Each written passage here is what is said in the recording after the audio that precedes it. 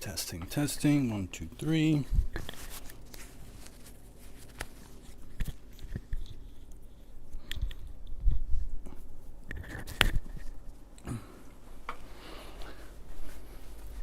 And last but not least, plug this in.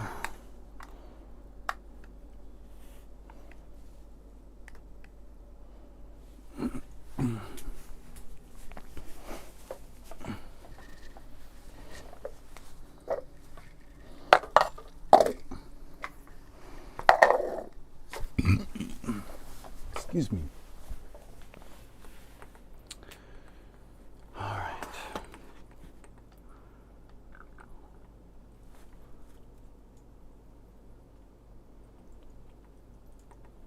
Number 1. Oh, it doesn't work again. I have to go into the settings, click the button.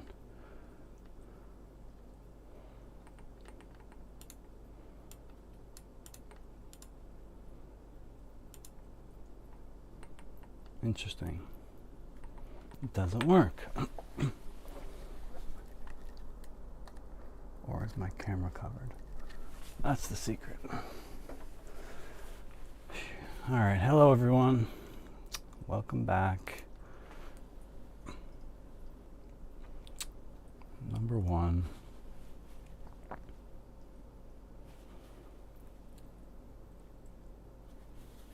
Today is a connection episode. I have a couple of announcements though. Some bad news, unfortunately.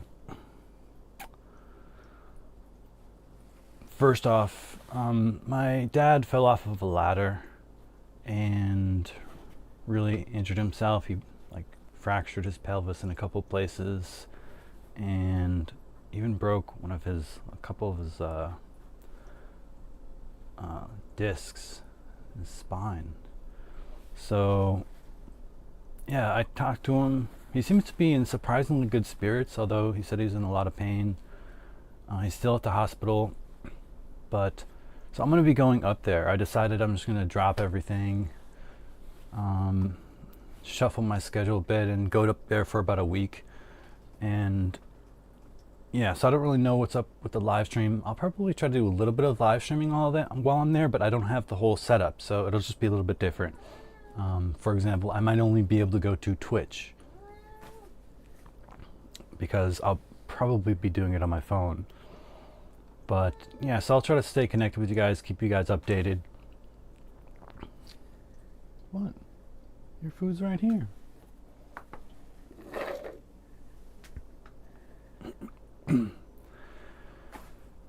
Yeah, so that's a bummer. I guess actually really my parents have been suffering a lot of injuries lately, and it's kind of scary, you know. So fortunately I live much closer than I used to for most of my life, so I'm able to go up there and kind of lend a hand and support. So I'll be doing that.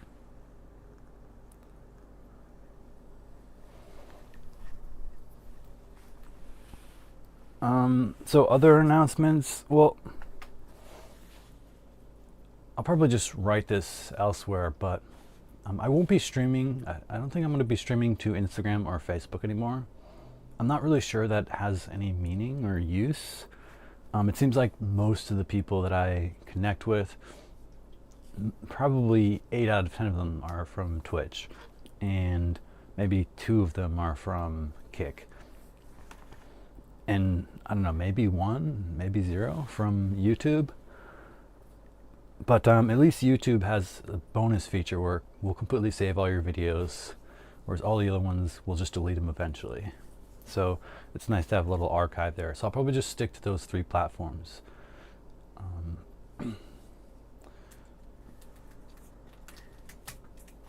But with that said, I'm going to get started. What we're supposed to do today, you know, I'm still sort of playing with the format of how everything works. And as I use these platforms more and use live stream more, I'm realizing, well, what works and what doesn't. And I had someone suggest to me last night, very helpful, after kind of going back and forth with them, that I should probably just have more dedicated hangout time. Because right now, how I set up my schedule, pretty much everything is like, we're going to do this mobility thing. We're going to do this like workout. We're going to do some meditation. We're going to do some topic discussion. We're going to do today, for example, this connective heartshare activity. But it doesn't leave a lot of room for just chilling and hanging out. And so when we were doing that yesterday, that was really cool. That was as much fun as I've ever had live streaming. So I realized I need to set aside dedicated time where I'm just going to be on and hanging out. We're not like doing something necessarily. And so I've added to the schedule, and I'll probably be tweaking the times a little bit, just a hangout session basically after every day, except for the 2 days where I'm doing an evening thing. And also, yeah, in general, I think I want to, I know it seems like one of the most valuable things for growing my channel and networking with people is just being around a lot. And so, like I said, I'm going to kind of double down on live streaming and rather have it be some sort of, little side activity like an offer that's, cool, but not really the main focus. I'm going to kind of take it more seriously and kind of like go more into it and consider like, actually trying to seriously grow my channel rather than being a bit more passive about it and being at peace with whatever happens. I mean, I'm still at peace with whatever happens, but I know I kind of thought of it more of as a side hobby at first, whereas my first focus would be, fitness, maybe like opening up a fitness studio, and that can still be part of the plan, but that's definitely more of a, a long-term goal. And so, I'll put some more energy towards this. So there'll be more hangouts. Just keep an eye on the schedule. And but yeah, during this week I might be a little busy, and yeah, I'll be at my parents' house. So we'll just have to see what I can do. But it might just be like all hangouts or something, or we'll see. So yeah. If there's not a lot of activity in the chat today, every day is going to be different, I'm sure. Not a lot of people around. I don't know. I have at least one viewer, might be a bot. I'm actually just going to use this time to start sort of looking at my schedule and figuring out transportation to get up to my parents' place. So I have a doctor's appointment I got to reschedule, things like that. But if other people come on and they want to participate in this connective activity of heartshare, I am completely open to switching gears, because this was on the schedule and I like to do my best to meet my commitments where possible, and I think this one is reasonable to swing.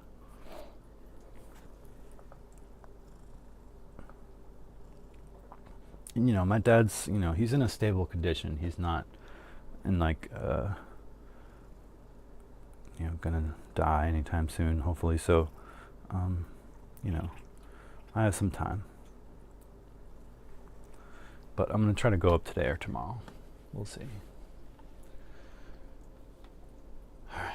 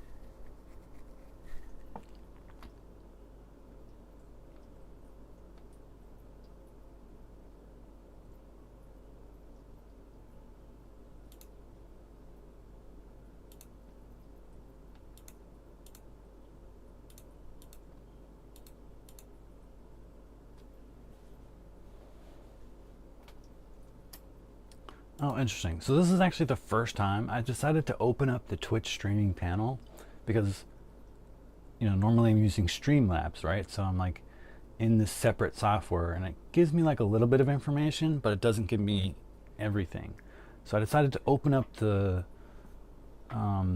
Twitch Stream Manager, and yeah, I actually kind of like this view better. Maybe I need to figure out how to kind of put this on the screen at the same time as the other thing.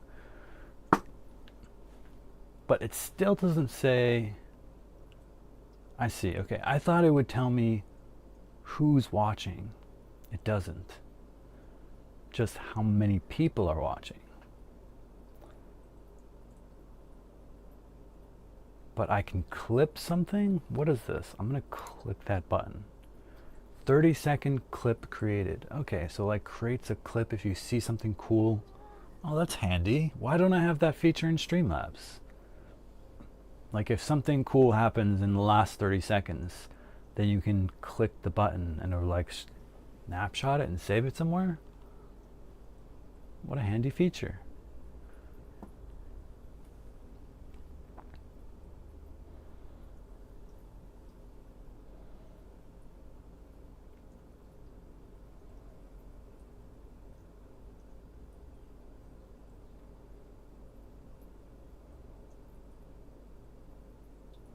Chat, collaboration, manage goals.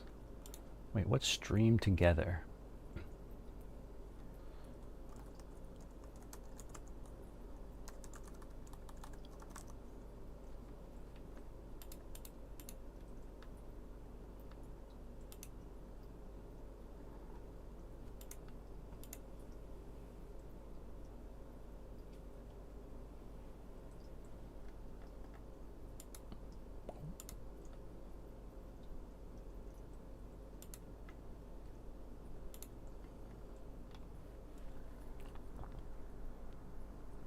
Baby.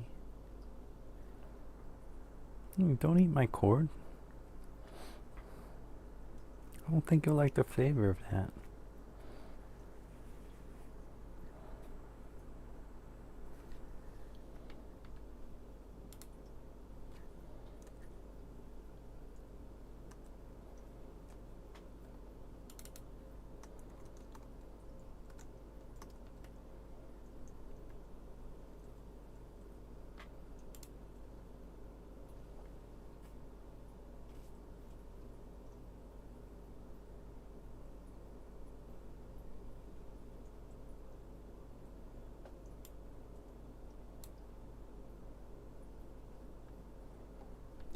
Okay.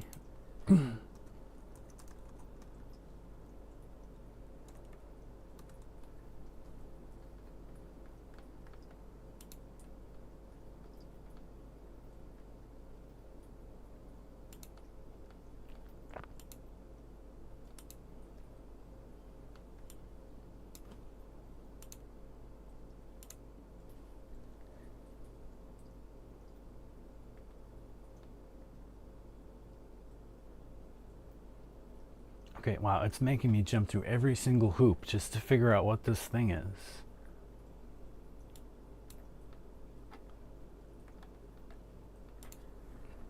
Hey, baby. Are you in a nuzzly mood?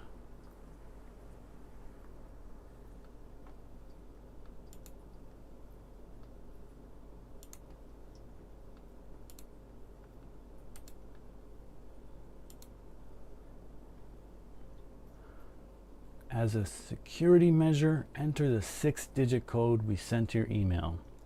All right, I'm waiting.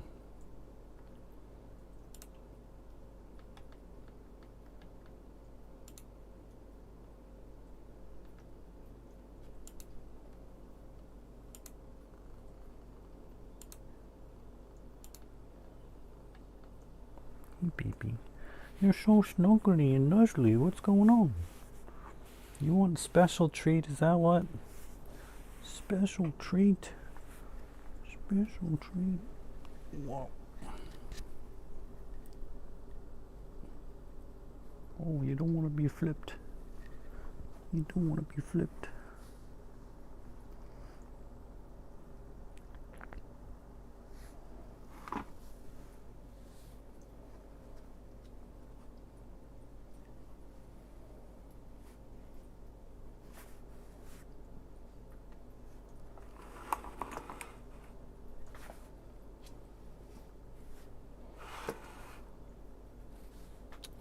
She's in her curious mode. It's been quite an experience raising cats from kittens and like being the full attentive parents. You know, I had cats growing up. My parents had cats. I think we had up to like 9 cats. So I have a lot of experience with cats. But it was kind of different because it was more like their cats. Like they were the main owner. I mean, that's a family cat, I'm sure, but you know, it was like I was going to school, so it was more like, you know, they would make sure to feed the cat, make sure it was fed. Like if they had to go to the vet, like they would do it, right? It was more like their cat, and like we got to play with it and all the benefits, but didn't have to do the work of like raising the cat, so to speak. Yes, I do speak English. Nice to meet you. Jewel, Lee Swu. Yeah, do you have cats? So yeah, I mean, the difference between like, and then you grow up and you get your own cats, and you are fully responsible for the well-being of these amazing, beautiful beings. Hi, Julie. It's just night and day, and you know, I learned so much more about being a parent. Oh wow, that is pretty late. Why are you coming home so late? Don't tell me you were working that late. If so, I hope they pay you a lot of money. Or maybe you're out partying. The other thing about cats, if you get a long-haired cat, you just have to accept that you're going to be covered in clothes. Oh, drinks with friends, cool. Sunday, yes it is.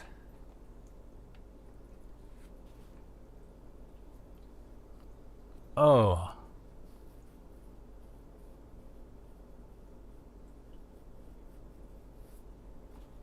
Yeah, I didn't even know that was a thing. Whispering? Like you can send people messages? I did not know that.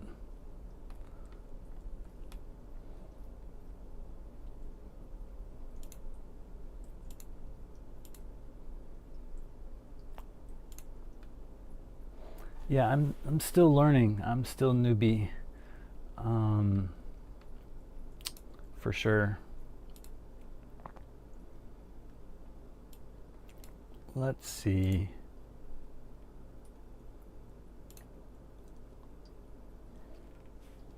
Wait, how did you know that so fast?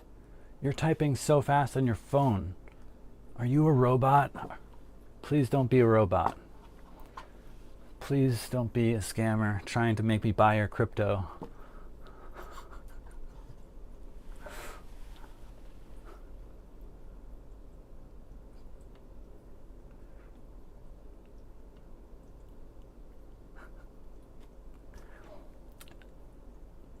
All right, well, it's good that you're actually like sort of responding to me. That's one step in your favor, because I get a lot of bots that just like say, hey, and then they wait a little bit and they're like, you should join this Discord and I'll help you get followers. And now it makes me like, do I even respond to people when they say hey anymore? I don't know. 50% of the time they're just a bot.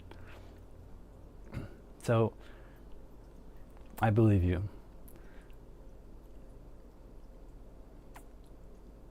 Privacy settings. Oh, like personal settings, not my Twitch stream settings.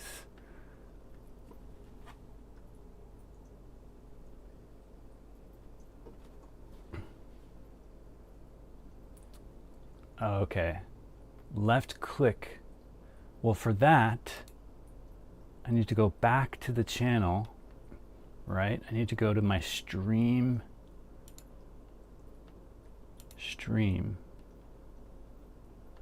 No, I need to go stream manager. and then click you, block, follow, invite, whisper. You have blocked whispers from strangers.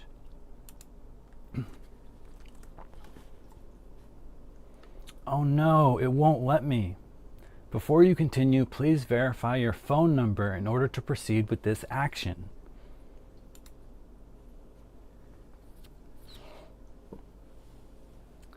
Okay, well I'm actually literally waiting for an email for doing just that. But you can always just whisper me on Discord. My Discord link is on the video. If you're on mobile, you just go to this website. And if you're on desktop, you go to this website.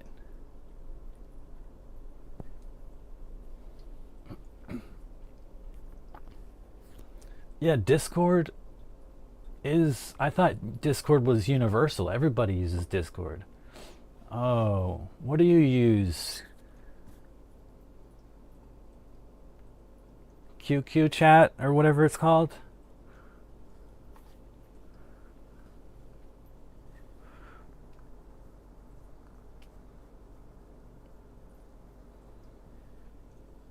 Weibo. Yeah, that's a big one over there, I hear. I don't know, I'm a little bit nervous about some of those, you know, the privacy. I'm not sure a lot of you know, your privacy is respected using those apps. So I try to use things like Signal wherever possible. Encrypted end-to-end communication. But it's not really a social platform. It's not like, you know, a huge platform where you can like buy things. But yeah, so I need to confirm my email. The problem is I have 2 Twitch accounts. My number is associated with another Twitch account, so they won't let me confirm this number until I do something with the other account. It's crazy.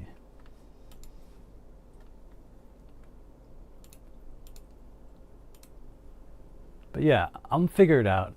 I'm chilling. How's it going? What brought you? How did you discover me? Can I ask you that? Because I'm brand new. I just started. I only got 8 followers. And I'm always wondering how people find me because I don't know, kind of like a niche streamer.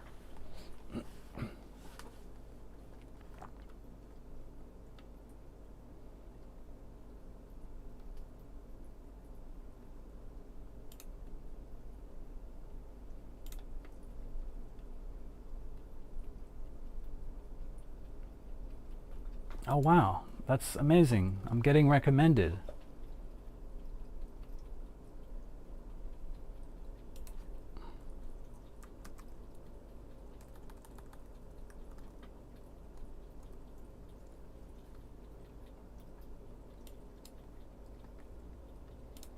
That's great.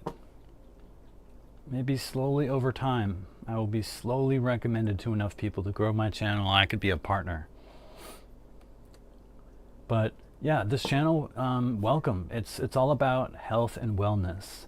So I do things like I do exercises twice a week, and we maybe add a few more. Where I do like fitness training. We might do Pilates. We might do dancing. And then we do some mobility work where we're kind of moving our bodies a bit more and kind of staying flexible and strong. We do connective activities. Yeah, I'll check that option. Twitch settings, privacy.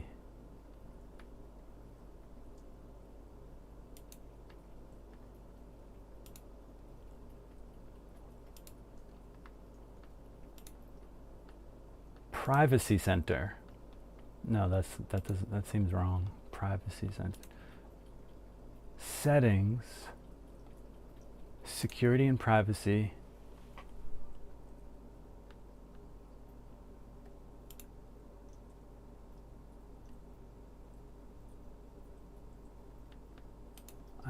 I see.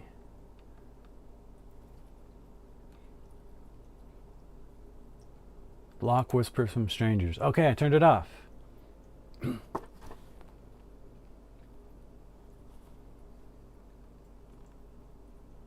Why would somebody want to block whispers from strangers? Isn't the whole point of live streaming to meet cool new people? Everybody you don't know yet is a stranger.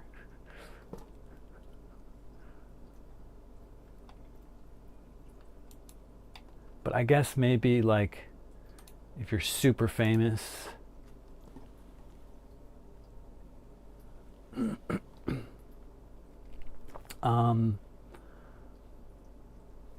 wow, you're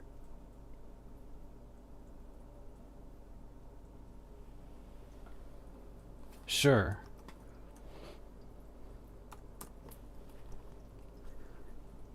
Oh, I can't. So I saw your messages, but I can't respond to you because it says you must verify your number in order to proceed with this action. So I can only respond to you verbally, which I guess defeats the point of private messaging. So I have to figure this out the hard way. Actually, I have another phone number. I'm going to use that. Let me just try to remember exactly what it is. Oh, I remember. Okay, I'm going to use a different phone number. Continue. What? It won't work.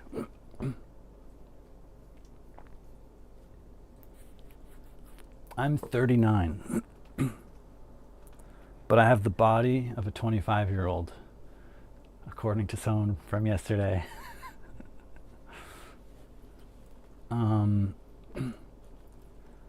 Yeah, I guess it won't work with my Google Voice number. That's too bad. I hate when they do that. You know, when websites like block your Google Voice, or they block your I have like relay email addresses to protect my email address. But anyways, I'll figure that out. But yeah, how's life?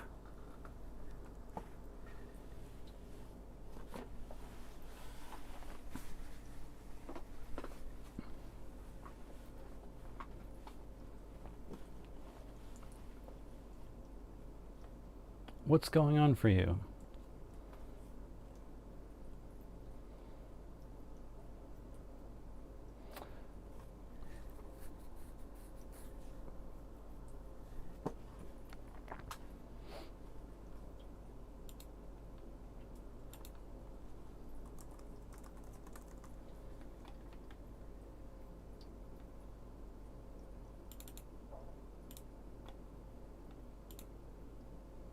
I'm still waiting for that confirmation email.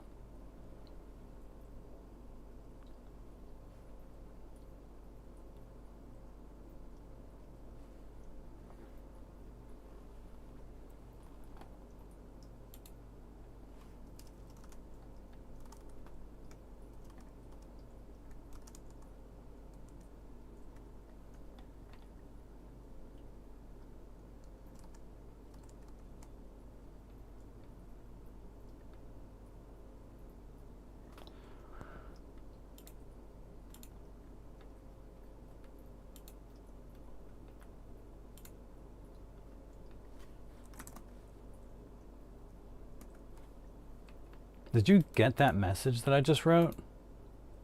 No, you didn't. Okay.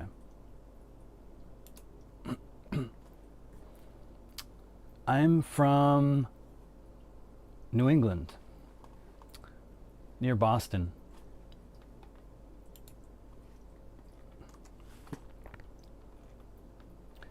Yeah, I typed a message and it looked like it sent to you, but then like after delay, it was like, nope, you can't do that.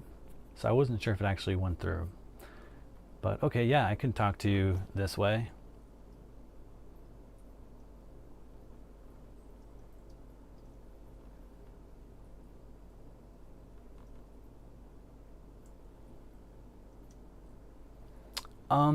Sure, I don't mind. I mean, it's whatever. I'm at peace with everything. Taiwan, it's a place I wanted to go to, actually. I've only ever been to the airport. I didn't actually leave the airport, unfortunately, but it would be cool to visit.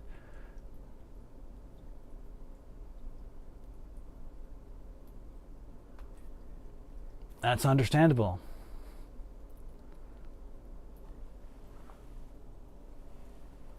Yeah, I mean, do I need to know Chinese, Taiwanese? Am I gonna, do a lot of people speak English?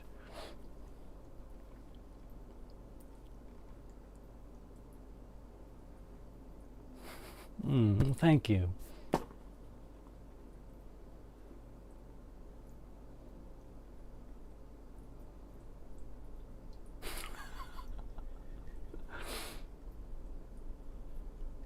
You speak English? Yeah, elderly. That's kind of common. I get it. I actually really want to learn Chinese. Well, I think it'd be really cool to speak many languages. Um, I think it'd be cool to speak Russian. I think it'd be cool to speak Chinese. I think it'd be cool to speak Arabic. I think it'd be cool to speak German. But all that work to learn all those languages.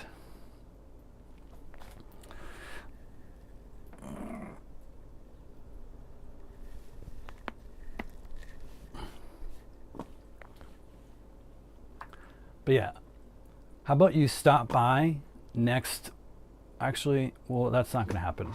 But I do workout videos all the time, so you can totally get what you want.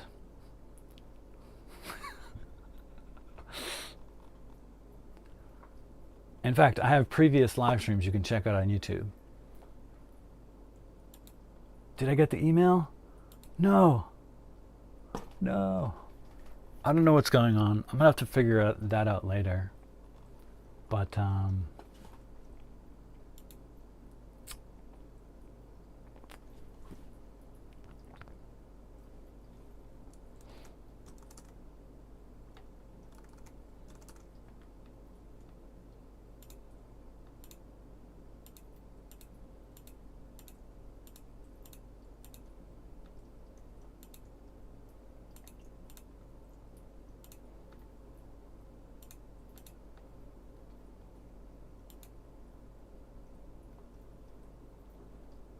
I mean, that's interesting. I mean, that's an interesting request you have there.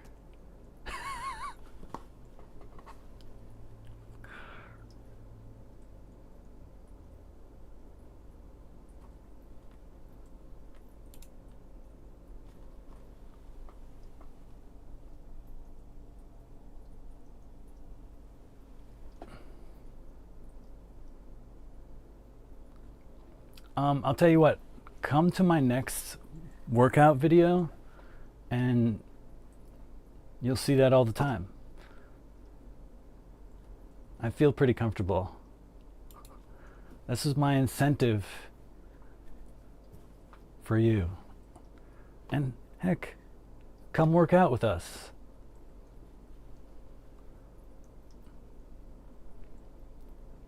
What's the worst that can happen? You know, you'll get healthy, you'll live longer, you'll be more confident in yourself. You'll be able to pick up a bowling ball like it's a golf ball.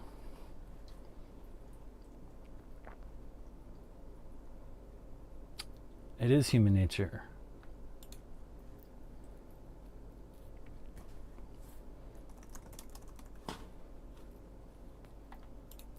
I'm sorry, another person messaged me. But again, I can't respond to anybody. So if you're still watching and you're wondering why aren't I responding to you, it's because I can't type until I verify my phone number. I can't verify my phone number until I log into my other account and check a little box that says allow this number to be used on multiple accounts. But I can't log into that account until I get a verification email. And so I'm waiting for the email. That's where I'm at.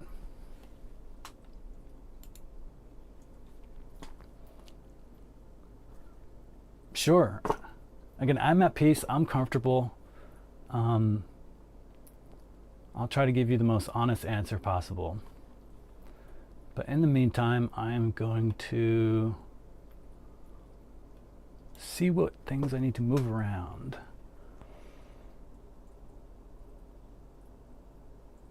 Call my brother. Did that. Doctor's appointment.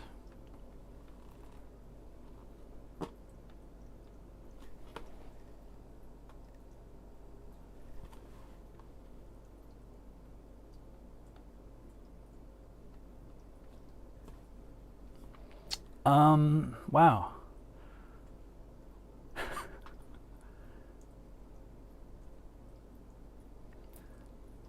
I think you could guess, but maybe guess inside your mind only.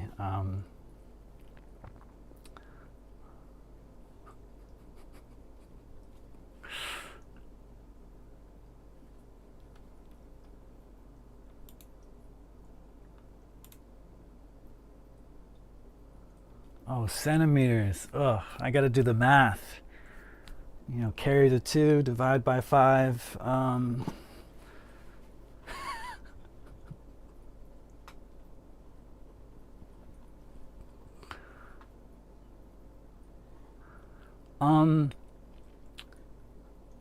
Centimeters. That seems really small.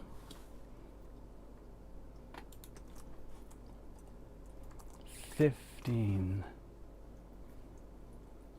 What? That's so small. Are you kidding?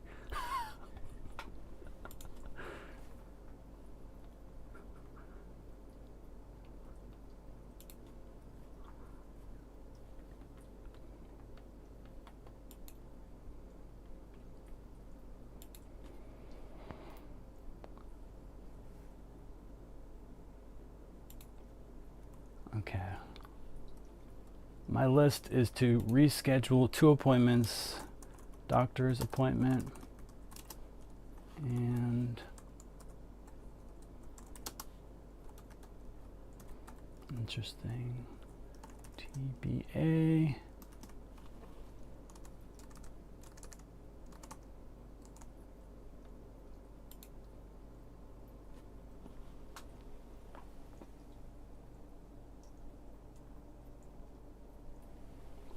Hello from the UK. Okay, there's like just, I'm realizing one big flaw of the whole like allow private whispers thing.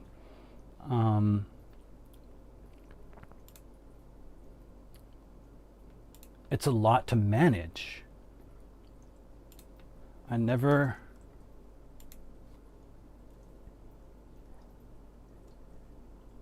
would have, yeah, I just like, I have a stream chat, I got like private chats, I got Discord, I got the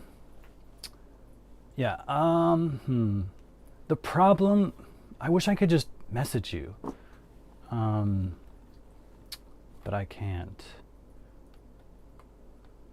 But yeah, sure, fine, way up, way up.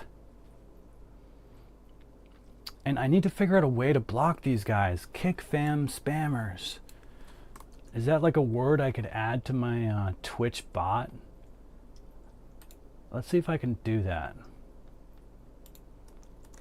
But welcome everyone here who is also human, whether that's X22323, Akeem, ZX. If you're human, much love. If you're a robot, I still love you, but I'm not gonna chat with you unless you can prove that you're sentient.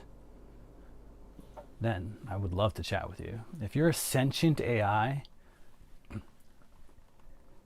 I'm very interested.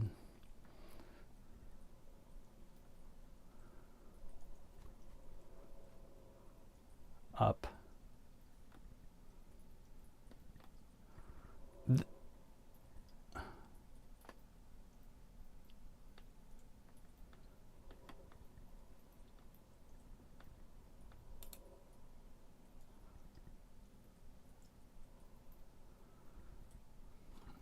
Up.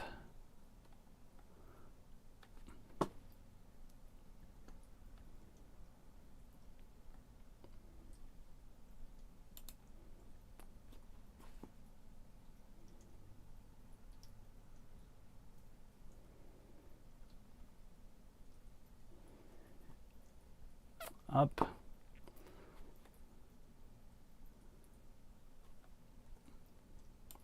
Now I know what I was warned about. Okay, this is not... Why is that not working? I'm still waiting for this email.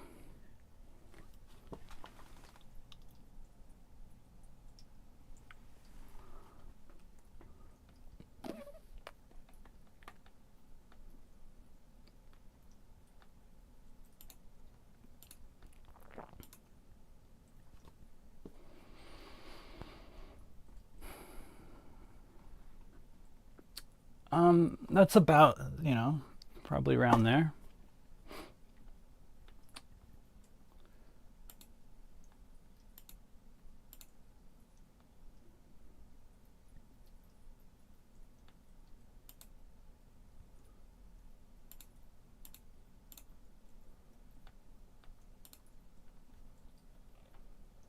Okay.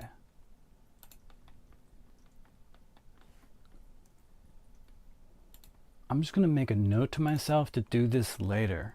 Figure out why I can't add my number to Twitch so they can stop blocking me from doing things like whispering people.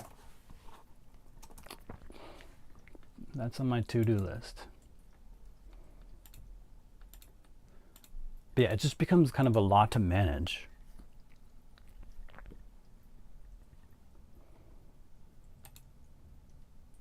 Yeah, I can't. I'll try typing again. Nope, it blocked me. So we're gonna have to figure out a different way.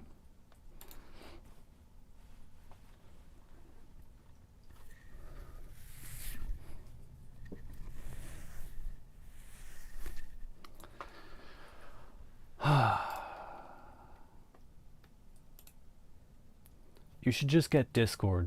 Everybody who's cool uses Discord. Just kidding, I don't know. Discord is just handy, but I don't like how they like stuff nitro down your face. Get nitro, get nitro.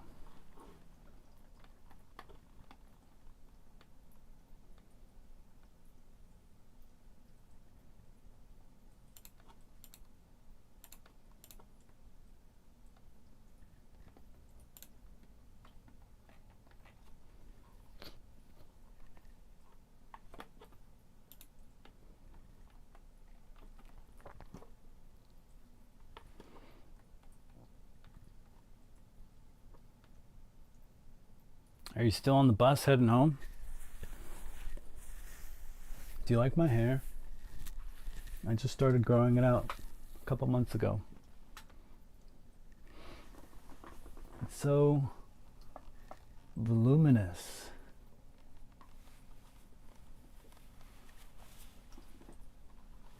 Oh, hey, yeah, what's up? Welcome back. Cool. Yeah, I'm actually wondering if it was a bad idea to do Discord. Like, always second guessing myself and my decisions that I make. Well, I was like, what is the business model of Twitch? Right? The business model is you're a live streamer, you connect with people, and you talk with them on Twitch. And basically at some point, I don't know when that point is, but at some point you can like start doing like subscribing things or something, and people can subscribe and then they get like some elevated chat privilege or something, or maybe like the streamer prevents people from talking unless they're subscribers. And so then people have to pay to type, to talk, to like connect with the streamer. So if I just offer Discord and everyone could talk to me anyways, then there's no incentive, right? Like, why would people ever subscribe? So, I mean, I'm hoping people will subscribe because they love me and they want to support me. That would be nice. And then we could just do Discord but I'm like, maybe I'm shooting myself in the foot here. I don't know.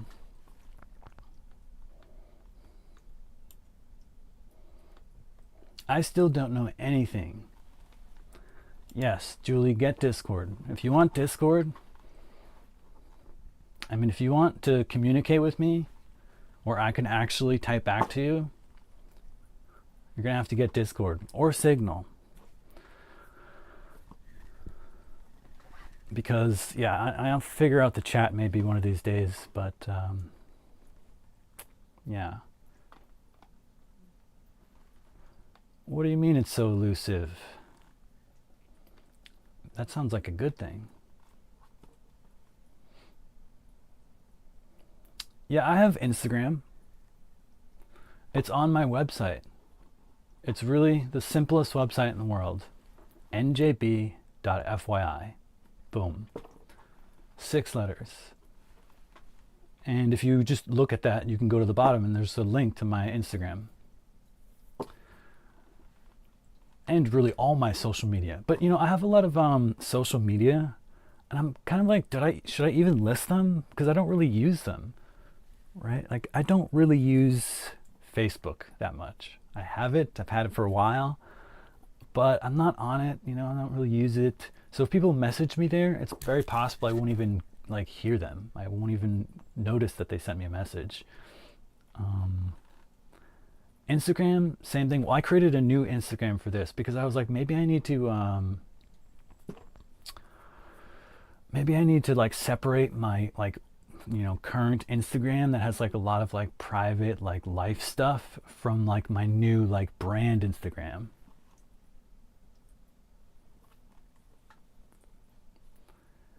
But are you in Thailand? Because I looked at my stream. Are you on a VPN or something?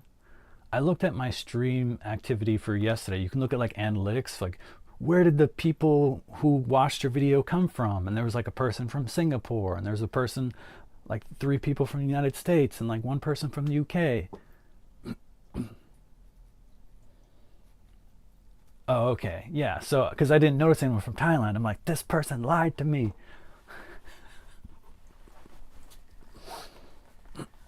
Or she's on a VPN.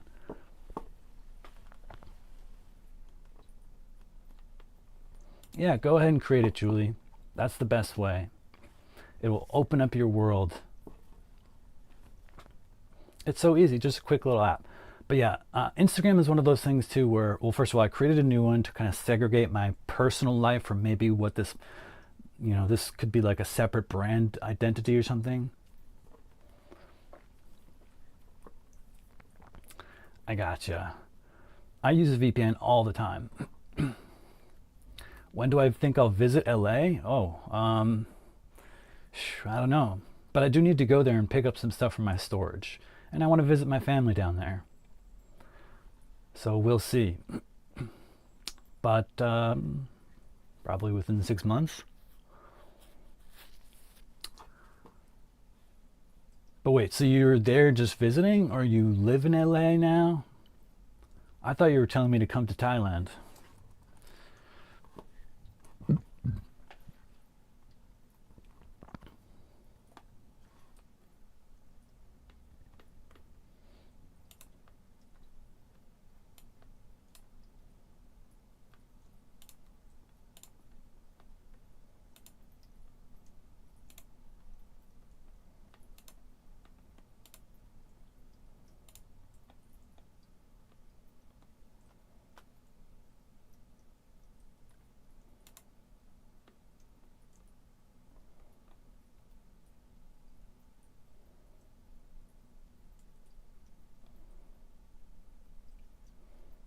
I see. What a nice life you have. You have a home in Thailand and you can just chill at. You live in LA. Can you be my sugar mama?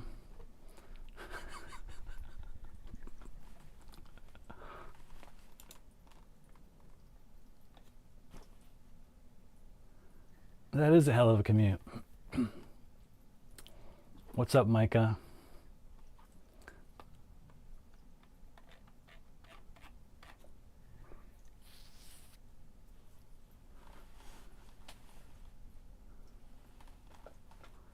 Wait, I don't think age matters. I think you can be like a 10-year-old sugar mama, technically.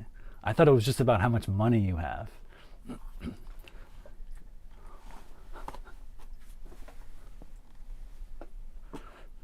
But I'm not an expert on what the definition of a sugar mama is.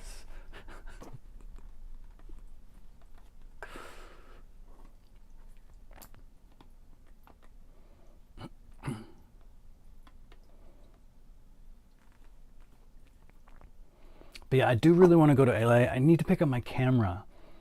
Critical piece of equipment. But I also have other things, like I have one of those stream decks, so you can just like set buttons on it and click things and like automatically switch scenes and do things like that. I have, yeah, my $3,000 camera. I have a Rodecaster Pro.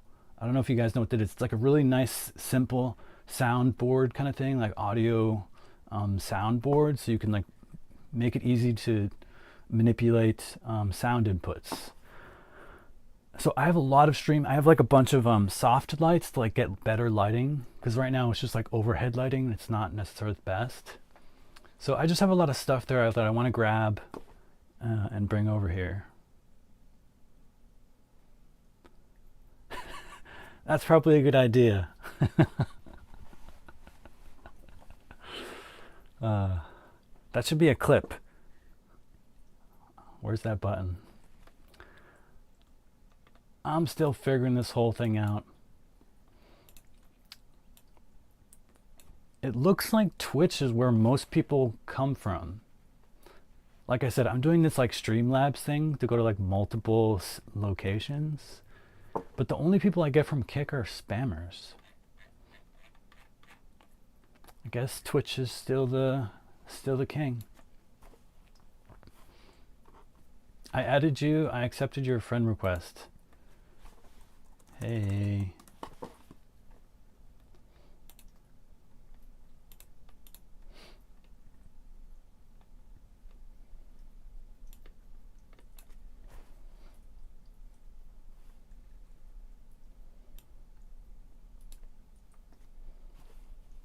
What you drinking there? Tea. Okay, so I don't know if you were here earlier, you might have missed the bad news, but my dad fell off a ladder like 10 feet in the air, and he fell and he broke his pelvis and his spine, like the base of his spine. So he's in the hospital now and like in a lot of pain. And so I'm gonna be traveling up there like today or tomorrow. Like I have to look at tickets, I have to rebook some things, change my schedule.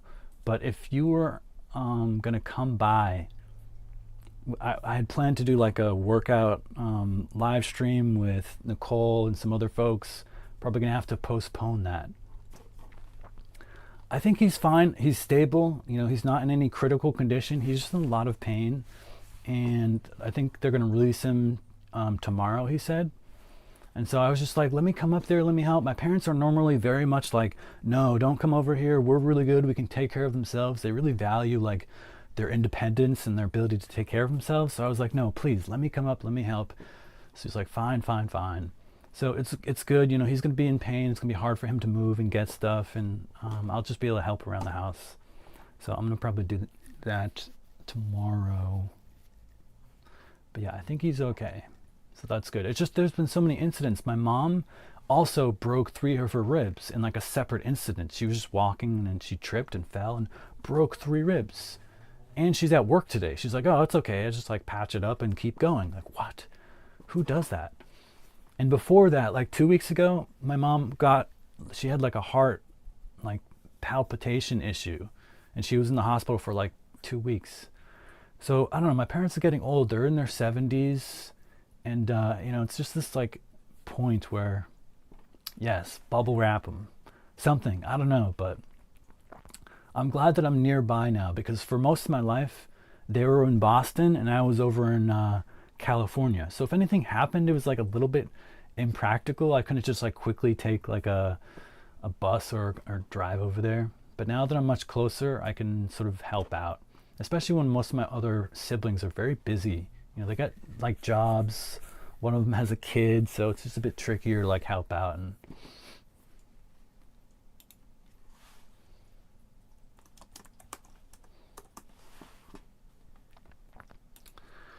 so yeah, that's my life.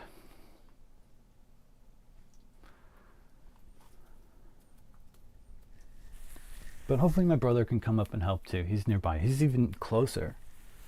But he's super busy with work.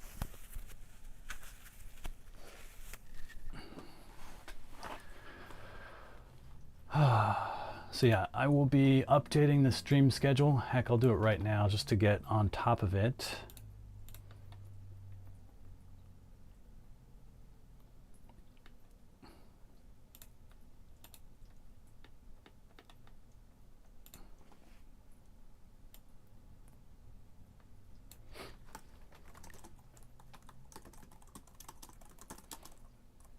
Family medical emergency.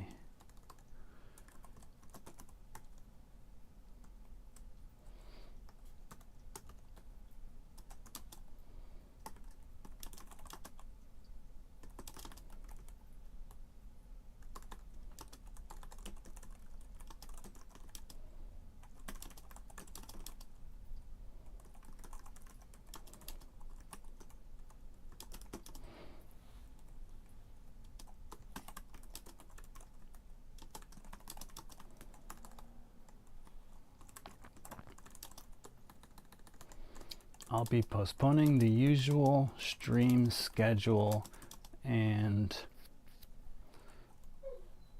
instead play it more by ear.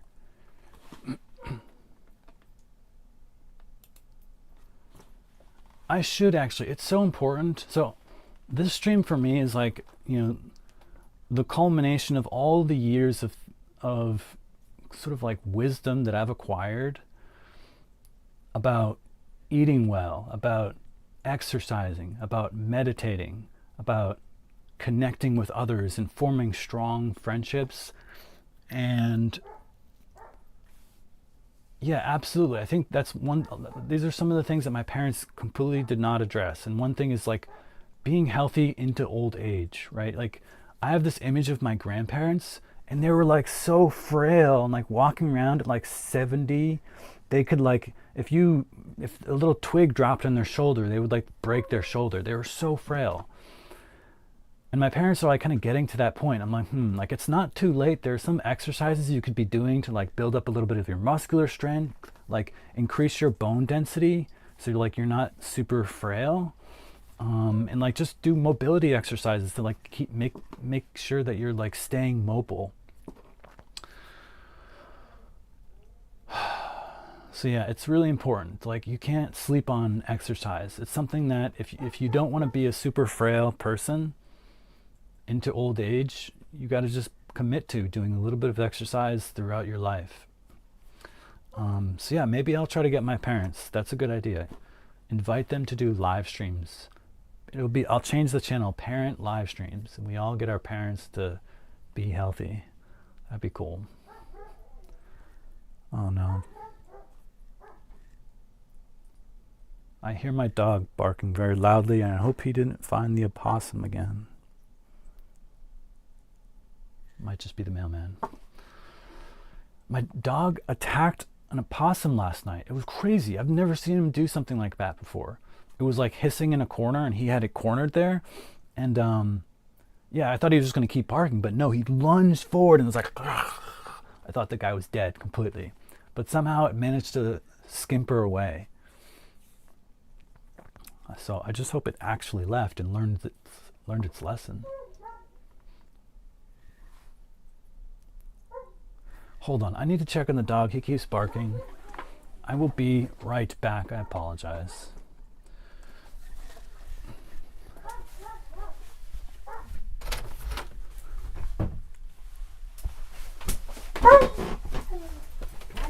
Rex, what's up?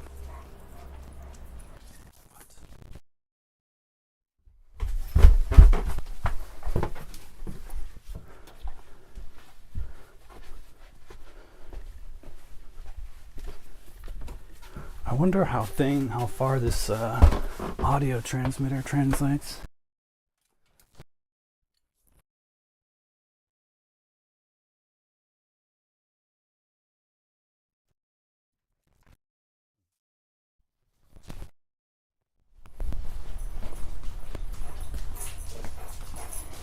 Oh my God, you're such a messy eater.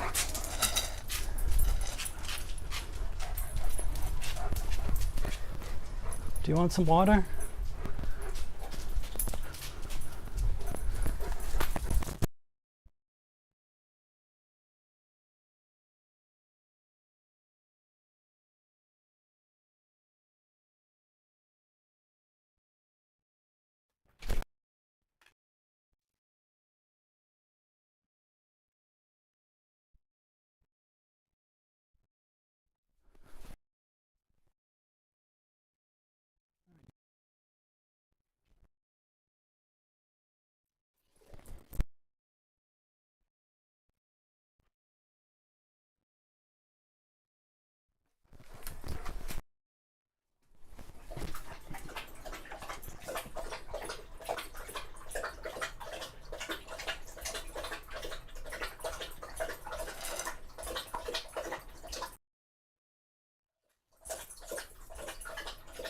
Oh, he's thirsty.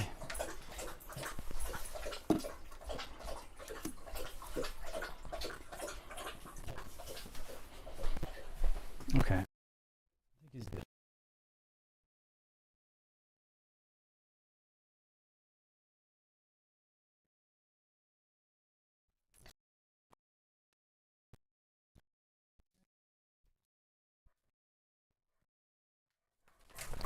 Oh, I know, it's not your favorite. You want steak. You want the good stuff, the delicious wet cat food. I know, you're such a cutie pie.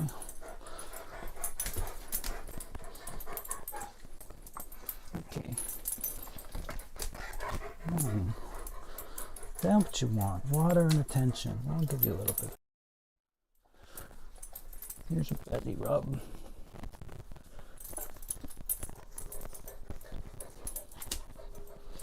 Sweetie.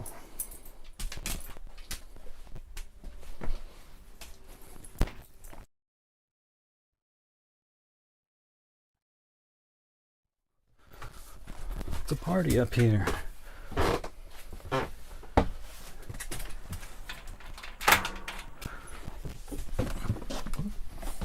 okay, baby. All right. That is resolved. I'll just wash my hands.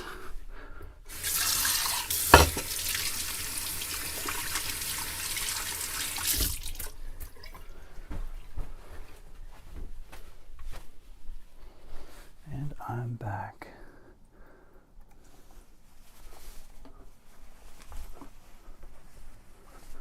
Very heavy breather, but it could have been a mix of both there.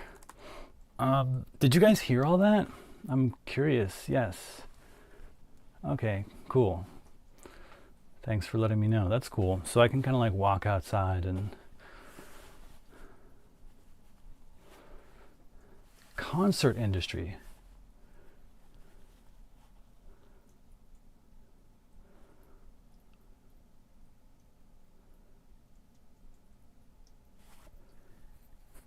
Yeah, exactly. I've seen some fitness people. There are some people at the gym that I go to, and just even online, like see pictures of people who are like 80 and like jacked, and they move around like they're still like 40. So it's totally doable to like kind of keep your mobility. It's just, you got to look at it like it's a lifestyle decision. Oh, Julie, I saw your message. It's on my website, njb.fyi. Just scroll down, you'll see the little Instagram icon. Oh God, Rex, you still want some love and attention, I know.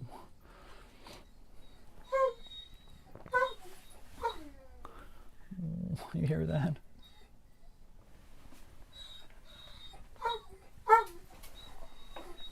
Oh, I love animals too much, I can't ignore them. I'm gonna say hi to Rex.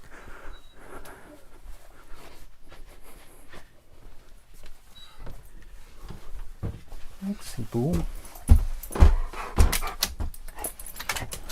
Oh, now you just.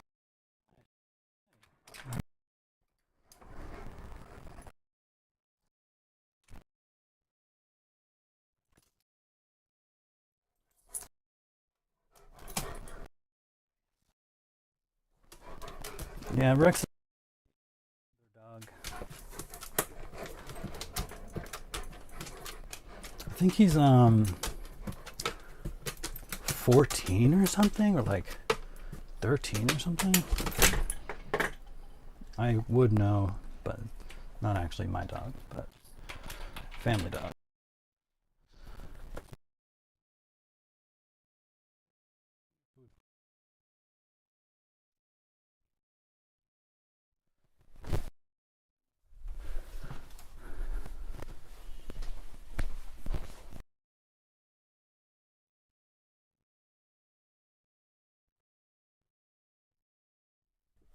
I'll be back in a little bit, okay? I love you.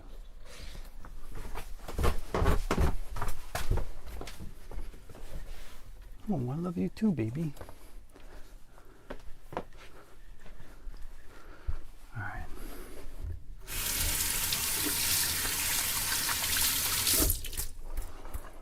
Life management.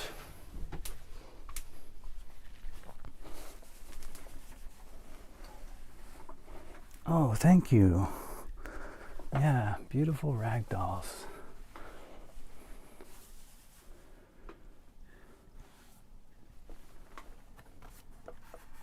Do you want to say hi? Come here. Whoa. This one is Lily. Hey, baby, you want to say hi to the world? She's got big blue eyes and a mini mane. Hey, baby. You're going to be internet famous. You're going to be more famous than me. I bet.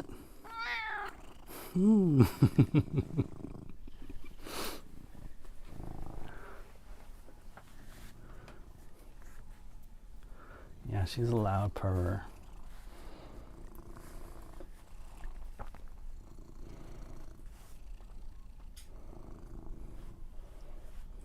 And yeah, if I could heart that comment, the reported connection between ongoing physical activity and dementia, I would. Can I do that? What are my options?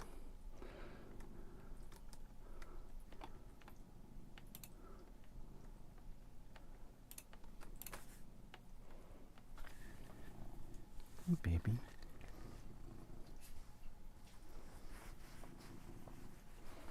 This one is food motivated, Lily. So she's actually quite trainable. If I was a professional trainer, I could probably get her to do like circus tricks, you know, like anything basically, because she's super food motivated.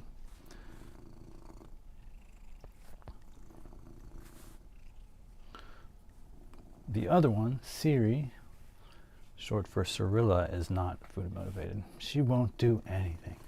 I can barely get her to come here when I say, come here, baby. This one, she'll do a lot. Come here.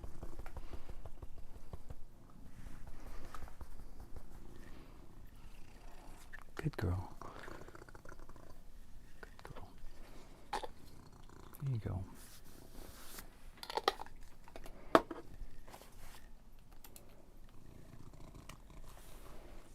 Okay.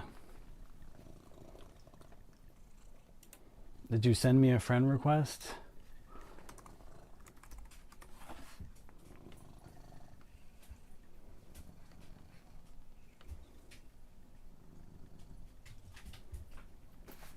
It's very easy. My Instagram name is the same as my Twitch username. I was fortunate. In fact, everything about every social media, Instagram, Discord, all that stuff. It's just Nathan J. Buckley. The only one that's not mine is Facebook, but that's okay. I don't really care about Facebook. Well, I appreciate you stopping by. Hope to see you in the future. And get some rest. It's pretty late for you. Sleep well.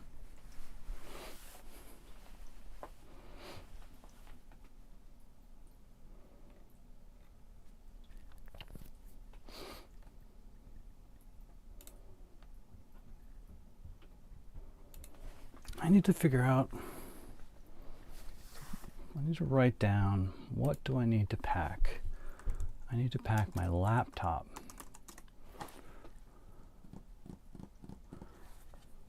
Water bottle. Oh.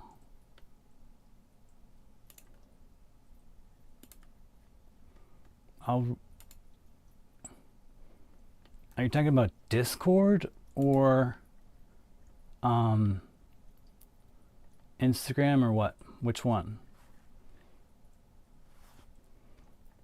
Insta. Okay, yeah, I see. I think I can click.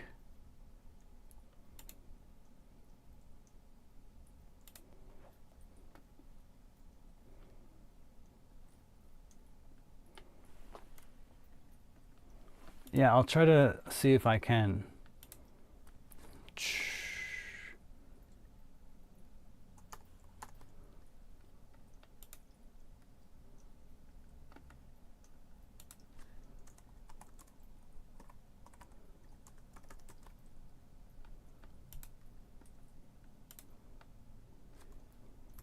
Hi. Did you get that?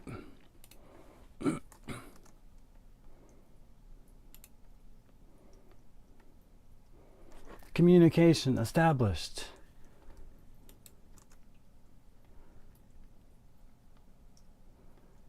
Of course, my pleasure.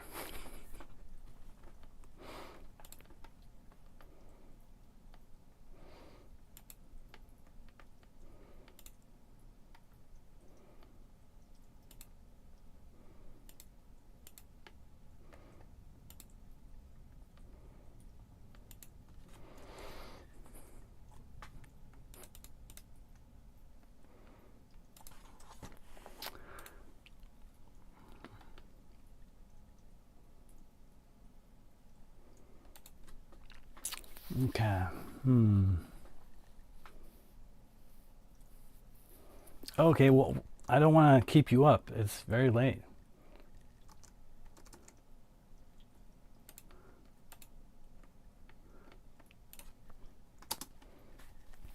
But yeah, I'm not going anywhere. I'll be around. I just gotta figure out a few things.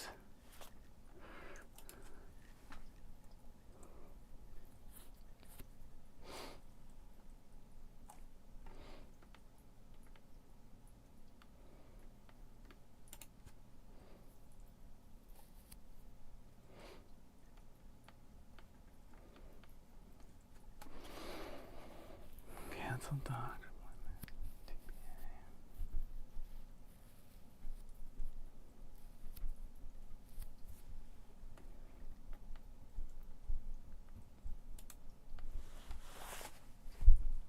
Oh yeah, she's so cute, isn't she? She just chills, like anywhere that's comfortable, she just like hang down. It's so funny. I love you, Siri Boo. You're such a relaxed boo. She's like super zero anxiety. If I've ever met a cat, I don't know if I've ever met a cat that's as low anxiety as her. She's just chilling. And she makes friends really, really easily. Compared to Lily, who, when there's a new cat, lots of tension. She's like very nervous. She doesn't realize it's her own energy, her own like fear that's like creating the tension. But Siri becomes friends with other cats very easily. We used to live, I was in an intentional community, so it's like a group of people that have come together to live according to their shared values. And so other people came and they brought their cats, and there was like 11 cats on the land. So it was really interesting watching my cats integrate into this, like, basically a community of cats. And it was such a good experience for both us and them, because, you know, if you have cats and you just like live in your own little apartment, and, you know, I feel bad, like the cat's like not making any friends, like, you know, they have social lives too. So it was a really nice experience for them. And but you could tell that Siri was like, you know, much easier to get along with other cats. Lily, she needs some practice, but it's like everyone, humans, right? Some humans are really bad at making friends and some are really good. And so yeah, the more I raise a cat, the more I realize, like, wow, cats are very much like humans. Like, we have a lot of similarities in terms of like our social needs and our need for love.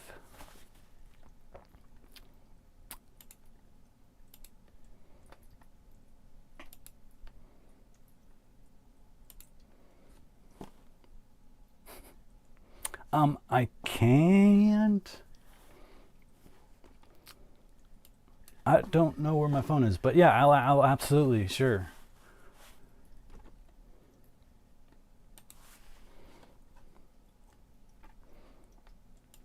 Okay.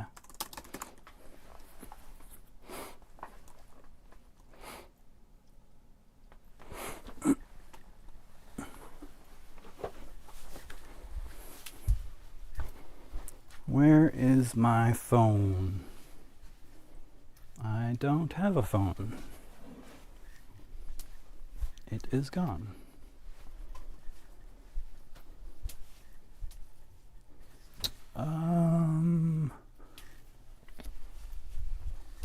Oh, it's on weights.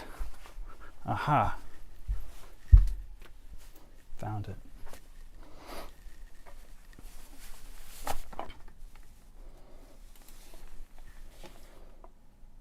Hey baby, why don't you...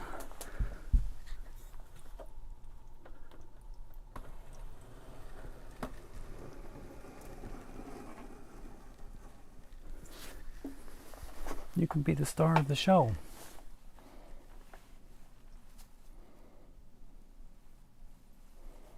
Stealth flexor? What's a stealth flexor? I got skinny arms. Thanks to my mom. She's super skinny, or she was. But yeah, I try to do, you know, I try to stay healthy, try to work out.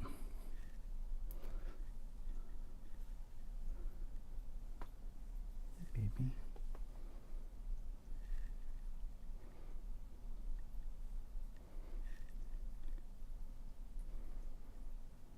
You're just chilling.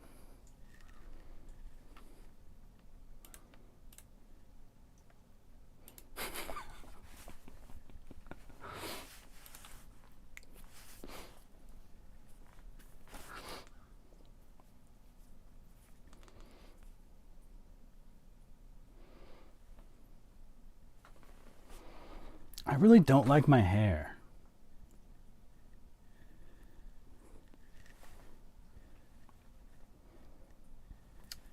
It's just awful. I'm gonna cut it off.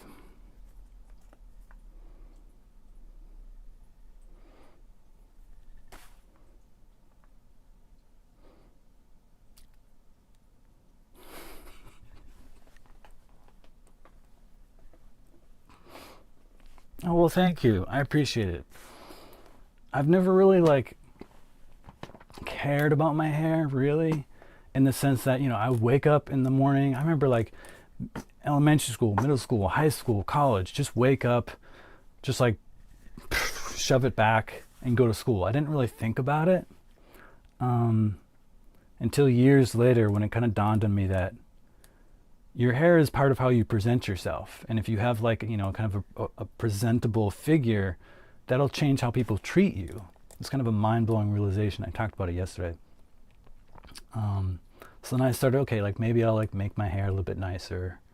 But I always kept it short because, you know, I grew up in America and guys cut their hair short, right? Guys have short hair. That's the rule. I mean, that's what they said. And but then like 9 months ago, I was like, I'm gonna try something new. Like, I've never grown my hair long. I could have, I could be, what's that girl?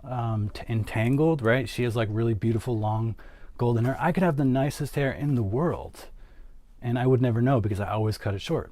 So I was like, I'm gonna try it out, see what it looks like. And so, yeah, it's interesting. But it is definitely a hassle, I'll give you that. If you have long hair, mad respect. Because it takes longer to dry, takes longer to comb, it gets everywhere when you're trying to work out and do push-ups. It's in your face. So you just have to manage it. I'm not used to this like management of hair, but it's an interesting experience. But yeah, I don't really know how to like style it or wear it, or like I want like a professional.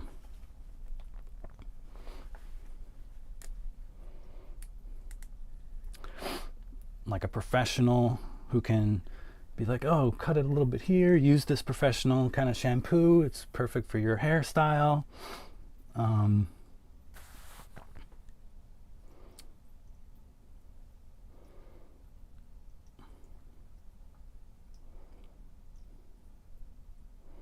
Oh, I didn't even know you could do that. Interesting. I see.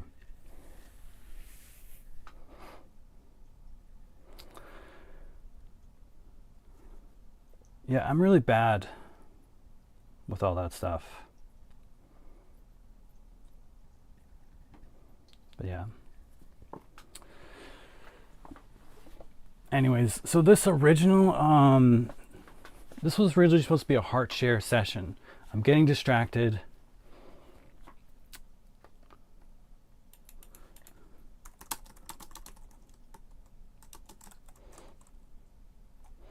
Distracting me from my duties.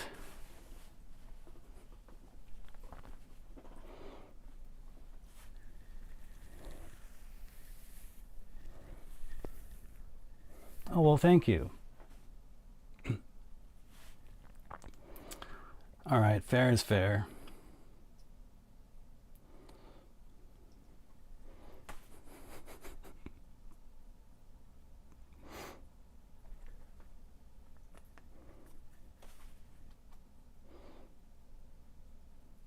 Oops, blurry.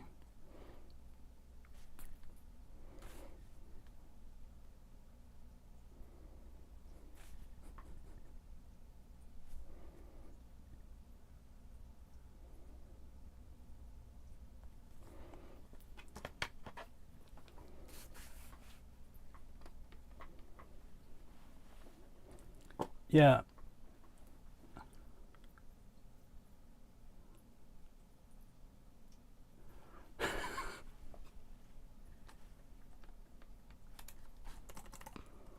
Killing me here.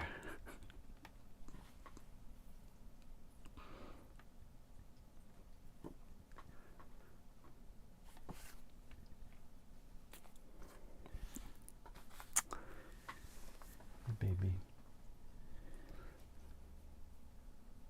So yeah, anyways, originally this was supposed to be a connective experience. I think we are connecting. I have a new friend. I feel like, Micah, you're my friend. Julie, we're friends now, right? But the idea is that, so when I was in intentional community, long story short, I worked for the better part of the last decade at NASA Ames, and I was a researcher, and I thought I had succeeded at life. I thought that, I was making six figures, I had a respectable job, and this is what life was all about. But I found myself unsatisfied. I feel like I wanted more from life. And so I started looking into like, are there other ways of living? Like, do I have to just be in this like tiny apartment by myself? Like, I was spending most of my day at work doing something that like, might have some value, but maybe not exactly what I love. So I started looking into different ways of living.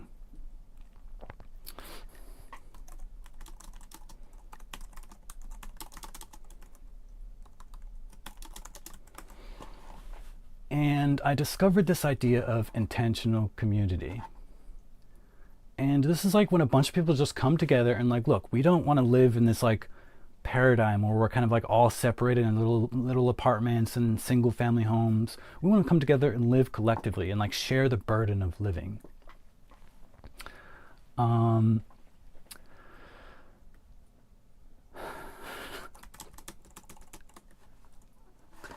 So I went to Hawaii and I discovered an intentional community. And oh, what's up, baby? And it was such a great experience. Like, so they had this like land, and they like built homes, and they had their gardens and got their own fresh fruit and vegetables. And baby. And it was just so connective. Everyone there was like really supportive, really helpful. I got sick a couple times, and like there were always people running up to like give me food. Well, that's the number one kind of thing you have to do, is find people with aligned interests and values. So I found it, there's a like kind of the de facto standard for finding communities.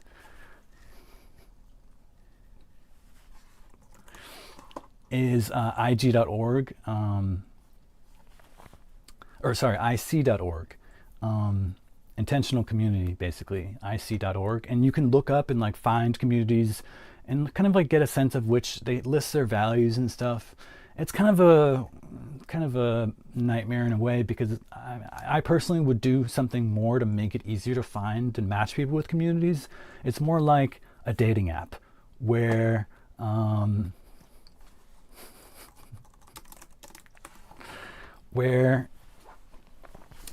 like, you know, when you're on a dating app, you're swiping, like the app, they typically don't do anything to help you find a match. There's like a few requirements, like you can set an age range, like a distance range, but they don't generally help you find a match, because if they made it really easy for you to find a match, then you would quit the app and you'd be dating a person and you wouldn't be paying for the app. So they have an incentive to not make it fast. So they just do the bare minimum. And that's kind of how this thing is. It's like you can like search for communities like within certain states and certain regions and certain parameters, but at the end of the day, you have to go through this like giant list and then kind of like contact them. So it takes a little bit of work.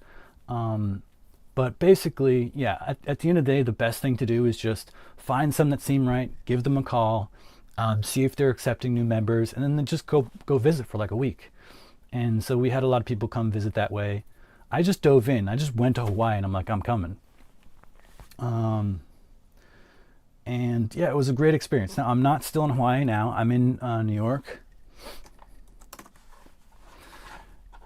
Because it wasn't quite the perfect match. There's some things that I kind of want. For example, like they're kind of a bit of an older community. Everybody's great, wonderful people, but you know, it felt more kind of like a retirement home, and they all had kids already. Their kids were like already old enough to they had kids, many of them, right? So these people were like 60s, you know, getting kind of older, maybe 50s.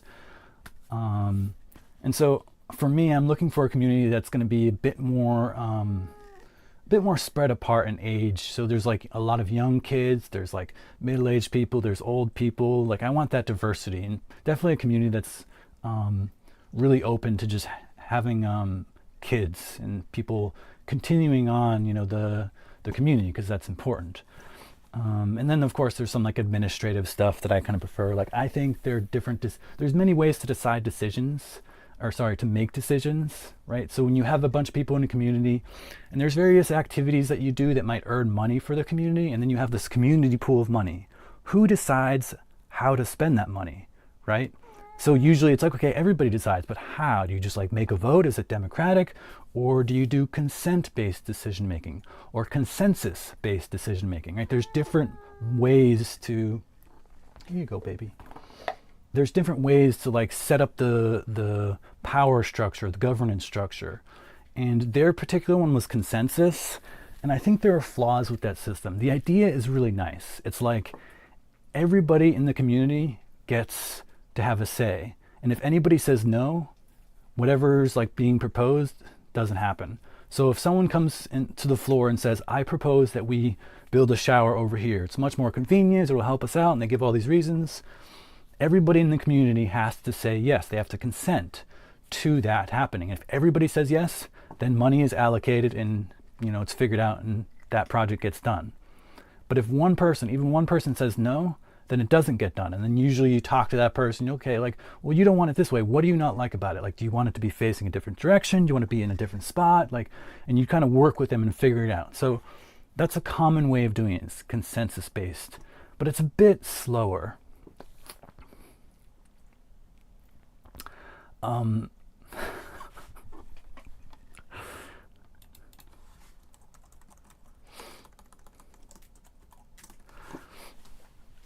So, yeah.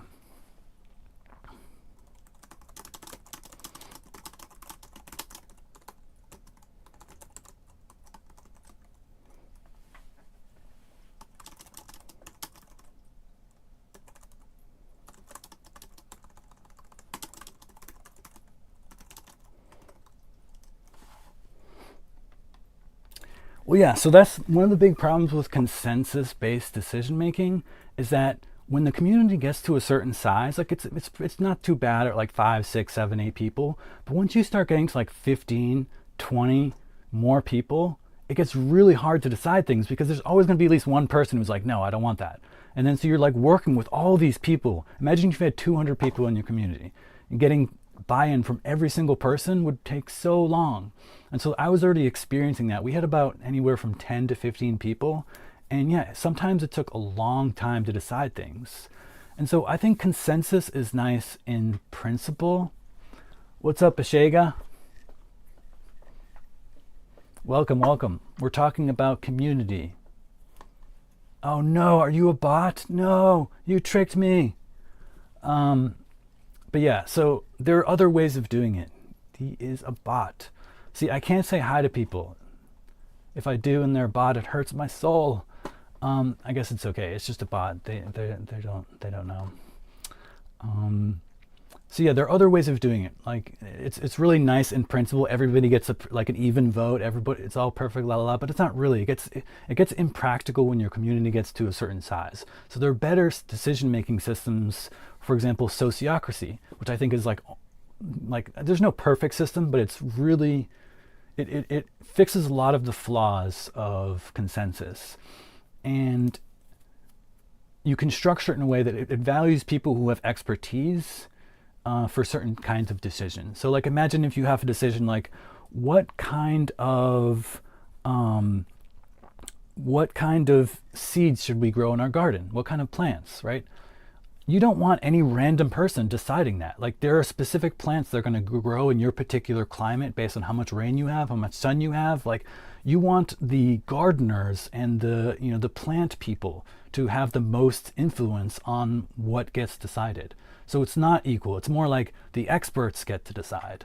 And then for like big community-wide decisions, it's more about what's known as consent-based decision-making versus consensus. And the difference is like consent-based, you're more just like saying, if it sounds reasonably good to you and you're okay with it, then you have my consent. It's less about like, you need to understand this decision entirely. And how long? Probably the next 10 years. Just kidding. I don't know. You tell me. So yeah, there's just a lot of different ways of doing it. I'm actually working in my own intentional community right now. So if this is something that vibes with you, if you want to learn more, I mean, of course, stick around the chat. I talk about it all the time. But collective living is honestly the way to be. The way we do it now, where we're like all in our little separate apartments, it's so isolating. I felt so lonely living in California. And this is, mind you, we have like social media.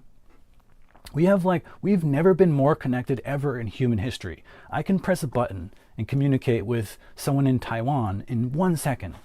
It's amazing, completely around the world. But at the same time, everybody's feeling so isolated. And why is that? It's because the base structure of how we decide to live our lives is flawed. We've moved away from the community, the village setting, and put ourselves in little rigid boxes separated from other rigid boxes. So intentional community is so powerful because it gives you a community and a family that everybody has your back and everybody's pulling their resources together to support each other. So you can get so many nicer things and so many things. I mean, with just your income, what kind of house can you get, right? Like, you're lucky if you can get a house at all. But have 20, 30, 50 people come together and they all vibe with you, they're all chill, they all agree about the same things. You guys can get a mansion, you can get an estate, right? You can build a gym, you can build a bowling ring, right? So when you come together, living collectively is really the secret to like better economics, spending less money, working less, having way deeper connections, having better food, having healthier food, and just living a life in alignment with your values.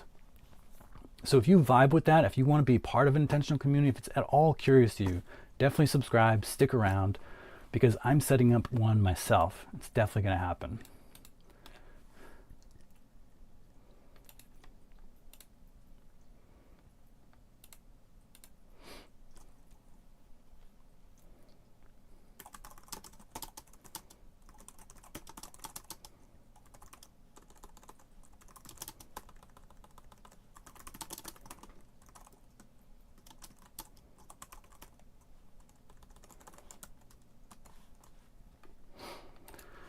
So yeah, I need a drink of water.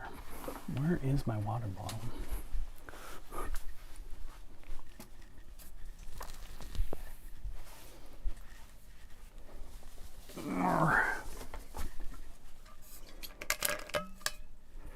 Hair is also hot. Like, just having it makes me hotter.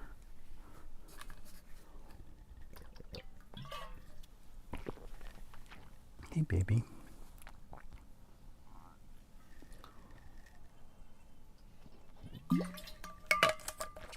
I want to figure out how to block these spammers. Kick fam.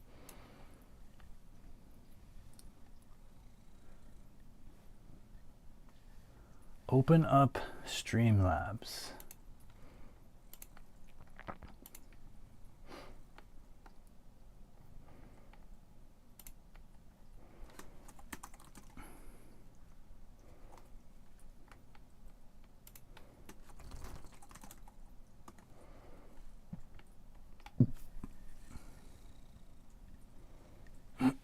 Well, yeah, so that's like the number one thing that people fear. Because I can only speak for like growing up as an American, but we weren't taught anything in school about how to like relate to other people. It was just like, as soon as we went to school, elementary school, it was like, math, science, physics, English, right? Like very like academic skills. I didn't take a class on how to be a good friend, how to be a good father, how to relate to people and build strong connections, right? Like those are such important life skills. So we don't have that. I feel like most people that I know don't have the skills in relating with other people unless they just like happen to have like really good, influence from their parents and peers who like taught them really good skills. But I didn't. In fact, I took speech and debate, Lincoln Douglas debate in high school. So I realized that influenced how I talk with people. I became kind of like debatey. Like when we're talking about something, I would like be thinking about, oh, this is wrong, this is a flaw, and it like totally warped how I communicate. And being debatey doesn't create friends. So I had to like spend a long time like considering how I communicate to like undo that and like try to be more connective in my communication rather than disconnective. But yeah, you're absolutely right. And it's really hard, I think, coming from this like current paradigm, for lack of a better word, I'll call it the matrix, right? We're living in the matrix right now. It's kind of like an artificial way of living that's been constructed just over time throughout history.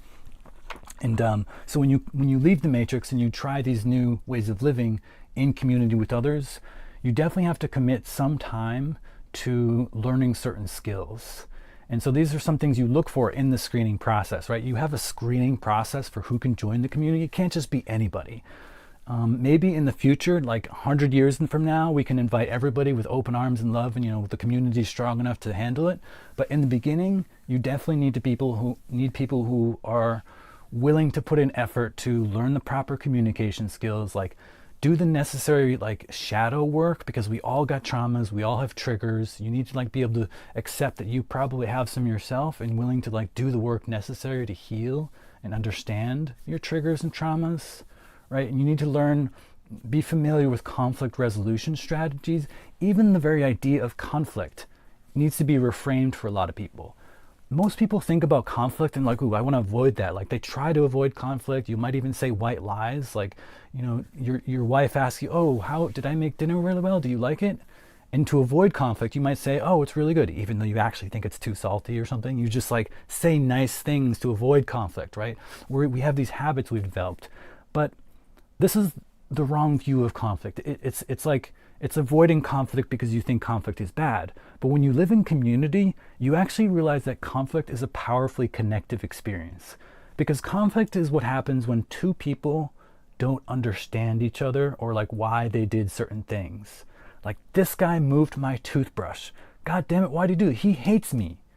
And then, you actually come together, you go through this conflict resolution process, and you realize, no, he just like moved it because he thought it was disrespectful for you to put it there. Like, you understand each other, why you did what you did. And you're like, oh, now I understand you better. Like, it's not that you hated me, you just thought something else. Like, I respect you now. And you come together, you hug. So it's a really powerful experience, and you learn to solve them very quickly. It's not like conflicts where you have a conflict with your sister and you don't talk to her for 6 months. It's like you figure it out the next day.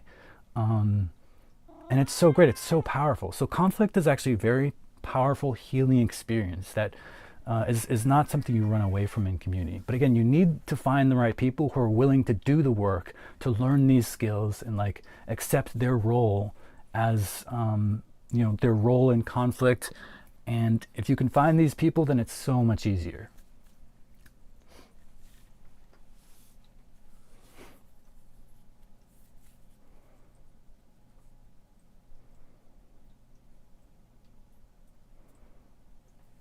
Yeah, well, I mean, that's the thing. Everything is easier in a group. That's the other thing. That's the other advantage of community. I actually am writing a post about this. Well, I'm creating an intentional community white paper, so I was writing about it last night. You ever watch Who Wants to Be a Millionaire? Or like one of those game shows? They often have this like lifeline called Ask the Audience. And the idea is that you can, have like whatever 100 people in the crowd all vote on like what they think the answer is. And 99% of the people, 99% of the time, the answer is correct. The audience knows the best answer. And this is actually something we know in psychology. It's called the wisdom of the crowds. And it's the idea that in general, a crowd of people is going to provide better judgment. It's going to have better judgment, better wisdom than any single person in the group. And so in community, you can learn so much and you can make better decisions in groups of people. So yeah,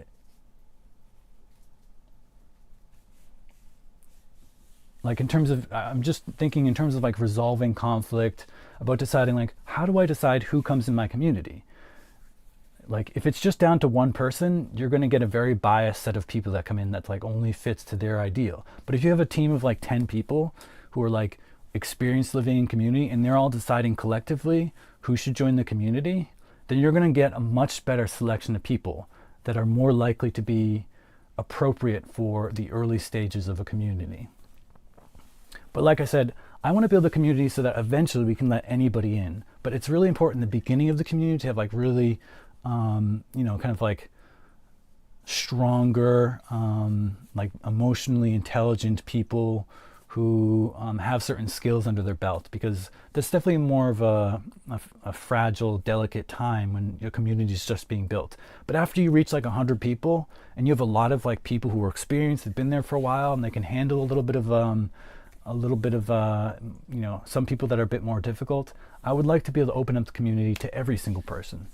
But again, that's probably many, many, many, many, many years down the road.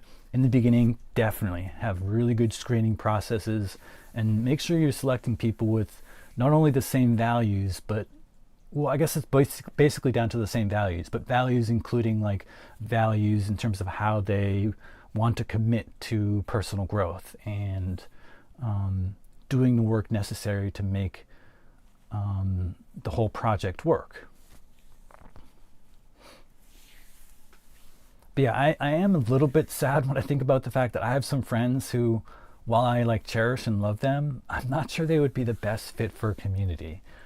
Maybe I can see them being kind of hard to work with, but you know, that's life, and we do what we can in the beginning, and maybe in time, when there's enough examples, what I really want to do is just like start a community and start a YouTube channel, or like maybe just continue this live stream and show people this awesome way of living that is like with much less stress, much greater connection, much greater joy and happiness, as like everything is going to be better than the current paradigm people live in. And just show people that it's possible and be like, look, this is exactly how we did it. Here are the blueprints.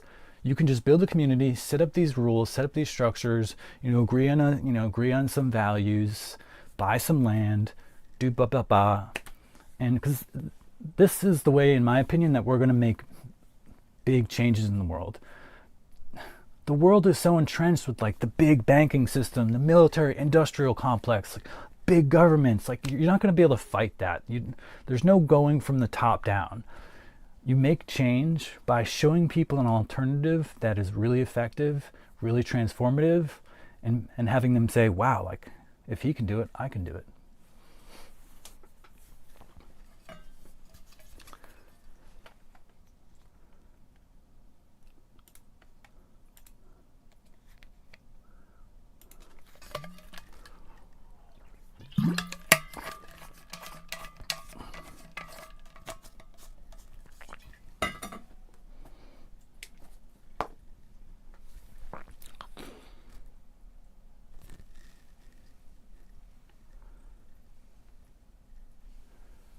Cloud bot.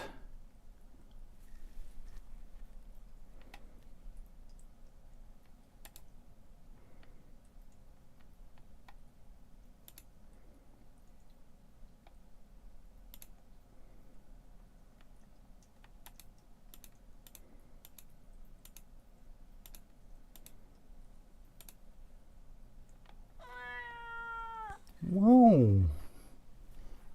You hungry? Well, you have to wait a half an hour, okay? Hey, welcome. What are my thoughts about people who have very big personalities?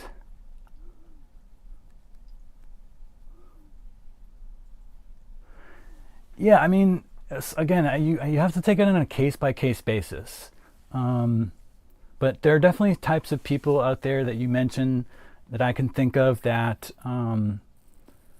like in their having a big personality, they dominate others in conversation, right? And this can be very harmful. I've been in community and we had a couple people come through who were very very type A, and they just like tended to very much dominate conversations. They, whenever we try to talk, they would like always talk over other people. Now that's fine to start with. If it doesn't really matter where you start, as long as you have the quality of being able to accept feedback and grow. If you're willing to make changes and grow and recognize that you're a flawed human being like everyone else, and you may have some qualities that make it difficult to work with you. If you're willing to accept feedback and do the work necessary to grow, then I guess it wouldn't matter where you start. But in general, that person probably wouldn't make the screening process. And you just find out, like the screening process at the community I was in was, first you visit for a day. You just have dinner with everybody. If they think you're cool enough from that, then you come on for 1 month. And if you drive people nuts, or like it doesn't work even within a couple of like days, they can ask you to leave, and you have like a couple days to leave. but basically you have like a month with them. And then they all vote and talk amongst themselves, and if they think you're cool and want you to stay, then you renew for another month. And you do that for like 6 months or so. 6 months, I think even up to a year, on a month-to-month basis. And at some point, if they really like you and you're like considering joining the community, then you ask to go, oh, cool. Yeah, man, be safe. Don't fall down while you're watching the stream. Maybe focus mostly on the skating. So yeah, and then you just go through like a trial process where you have like another 6 months where you're just kind of like slowly more integrating into the community during a trial membership. And they basically, during this period of like trial membership, they treat you, and you should act as if you are already a member. Because the idea is to see like, okay, if we do make this person a member, like how will they be? What kind of person will they be? So the idea is to like imagine you're a member. So you start going to the business meetings, you start like taking part in decisions and having like almost full rights about in terms of like voting and stuff. Well, not voting, but consensus in this particular community. And yeah, and you just like kind of take it day by day, week by week, year by year, well, month by month. And then usually that lasts about a year or so. And then if everybody still likes you, then they have a vote, and well, they have a decision to make, and everybody has to agree. And if everyone agrees that you're in, then you become a member. So it's kind of a long process. So in terms of like personalities, if people are worried like, oh, what if we get a bunch of people that are crazy and it's hard to work with them? Like you would know long before they got to the final decision that they're hard to work with, because they've been part of the community. And if they get into their trial membership, then they're part of the business meetings. You know what it's like to work with them on projects. So nothing comes at you like out of nowhere. It's all well known in advance. I think the hardest thing then is simply just sometimes when people have been on land for a while.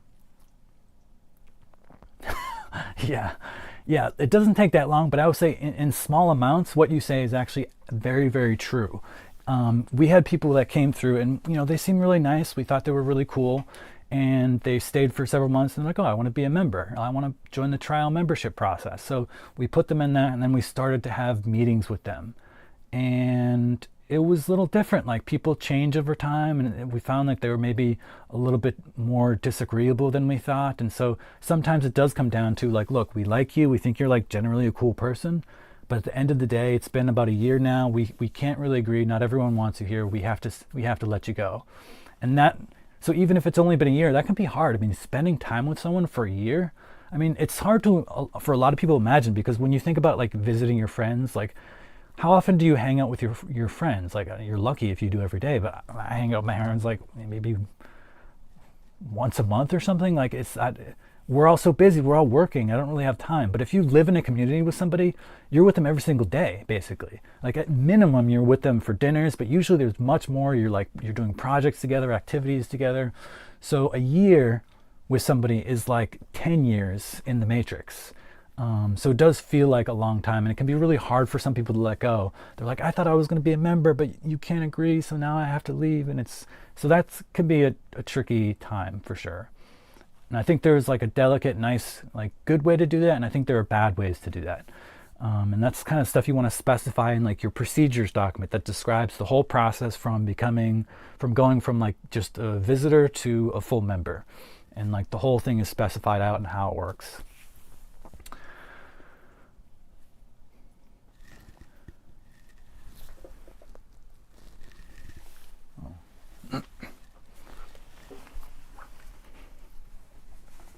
So yeah, that's the thing that I'm kind of like drafting up now.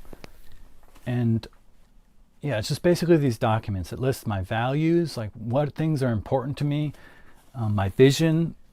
Like values are one thing, but vision really helps you get an understanding of how you apply your values, right? Like I have a value to live sustainably, right? But what does that mean? Like, okay, do you want to have a compost for vegetables and fruits? Do you want to compost your poop, right? You can actually compost poop and dry it out and then put it in the orchard, right? Because those are nutrients.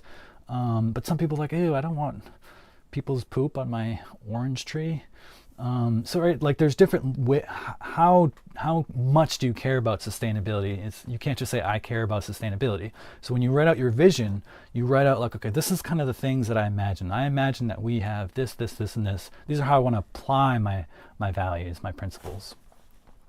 So I'm writing that out now, values, vision, and just a rough like overview of like procedures and policies. You probably have certain behavioral agreements, like of course everyone agrees to be respectful, and like, you know, if there's a conflict, try to like resolve it as soon as possible. You know, of course you can take your space if you're fuming, if you're angry, but you know, a speedy resolution is ideal.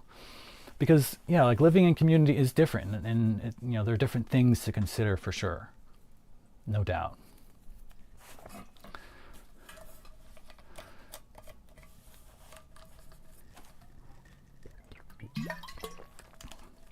But if you ask me, the rewards are worth it. Absolutely worth it. In fact, I would say there's almost no downside. It's just like a different way of being. Like for example, when you live in a community, when you live with all these people who are like basically family members, other people's sorrows and other people's joys like affect you. You know, when it's like, imagine you have a kid, right? And your kid graduates college, you know, they graduate Harvard University. You'd be so proud, right? Like you feel that joy. So in community, you're like that with everybody, right? It's not just like you and your kid. It's like this guy, this guy, this girl, like everybody is your family. And so when they have joys, you feel it. It's like, wow, like you just got your Pilates certification. You've been working on that for years. Like congratulations, because they're family. And at the same time, you'll feel their sadness. You know, if they're suffering, if they get sick, you know, if they break their arm or whatever, or they lose their job, like you feel that too. So there's like, it's kind of like a different way of living. Like you feel people's joys and their pains, you empathize with them. But it's very powerful, and I think that's overall huge, like a much better way of living. Because you just feel so connected and you feel so supported. And that's like one huge thing that we're missing in this world today.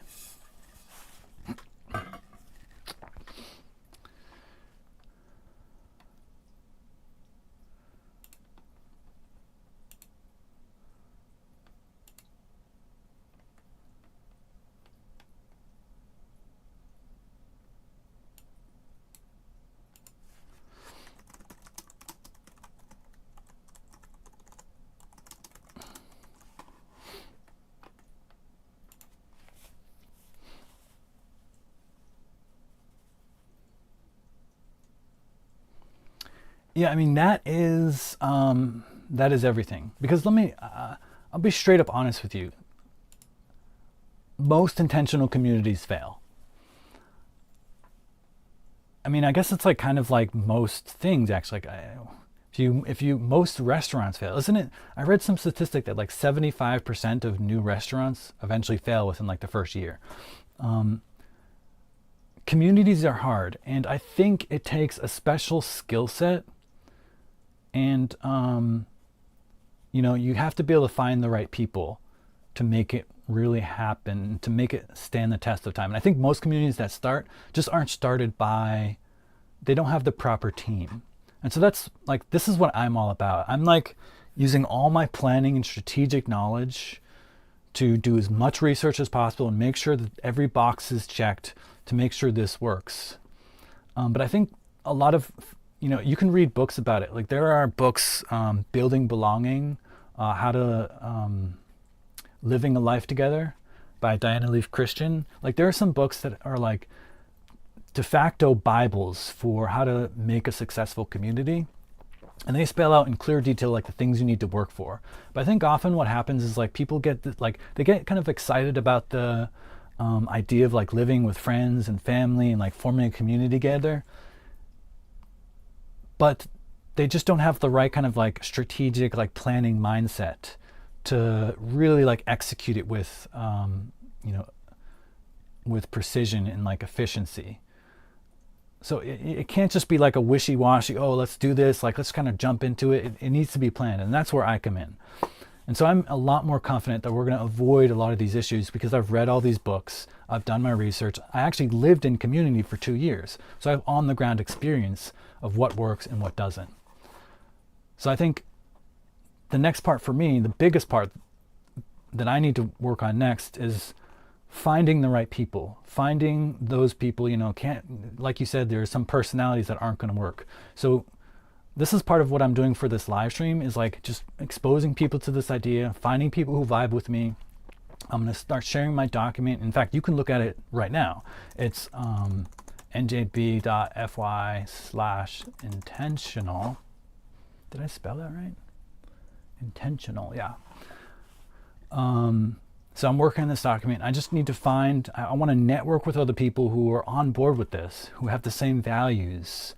And then I have to set up like some sort of screening process to make sure I get people who are like committed to the project and like have all those qualities that I mentioned earlier. So I'm taking a very meticulous, careful, like planned approach. And you can see that in my document. It's actually the second time I've written this document. This time, I tried to kind of like separate in a way that makes it more approachable. Because the first document was like 100 pages. And you give someone a document with 100 pages, they're going to be like, hard pass. So it actually starts off much lighter. The beginning section, like the overview, is much shorter. Still working on it, so it's very much a rough draft. But so it'll be like progressive information disclosure. So ideally, the beginning will just be like a couple pages to give like, wet people's feet about the idea, and then I'll get into increasing complexity, because you do need to get into the details at some point. And if you really want to live in community, if you're really invested and it sounds like a really good idea, at some point you need to read, like you need to understand how it all works, because it's important, right? Like how a community makes decisions is like one of the most critical things. Like, how are you going to have power in the community? It's like there's a system you need to learn about, and things like that. So for sure. But the general process, I would say, is just have a plan, find the right people, and that includes, if you are not a planner and sort of like, I don't know, INTJ, like strategic person, make sure you find a person on your co-founder team who has those skills to sort of like help keep everything together. Because it's not enough just to have a bunch of bubbly, happy, hippie types who have the energy, right? Like, those people are really good for like networking and like connecting with others and bringing other people on board. But you need to have the right balance of skill sets. And so that's kind of what I'm working on now. I'm not really like the bubbly person. Am I bubbly? But so I need to maybe recruit some of those folks and kind of get people who are good at marketing and reaching out. And at some point we might even run like Google ads or something, or like start reaching our fingers out and sort of trying to get people from all around who are interested.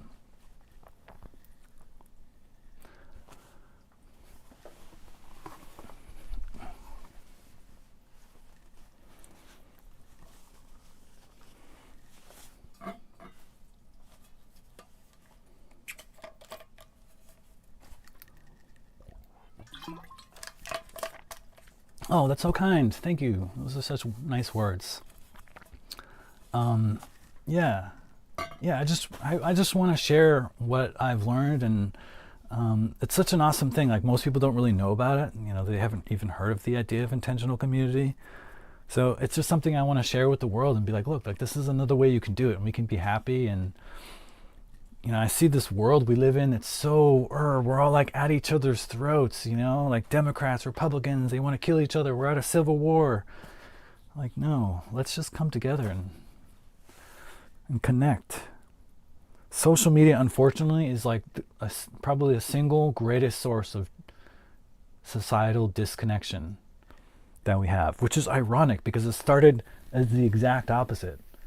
It was like, I remember when Facebook was first invented. It was like, we're going to connect in ways we've never connected before. No, that didn't happen.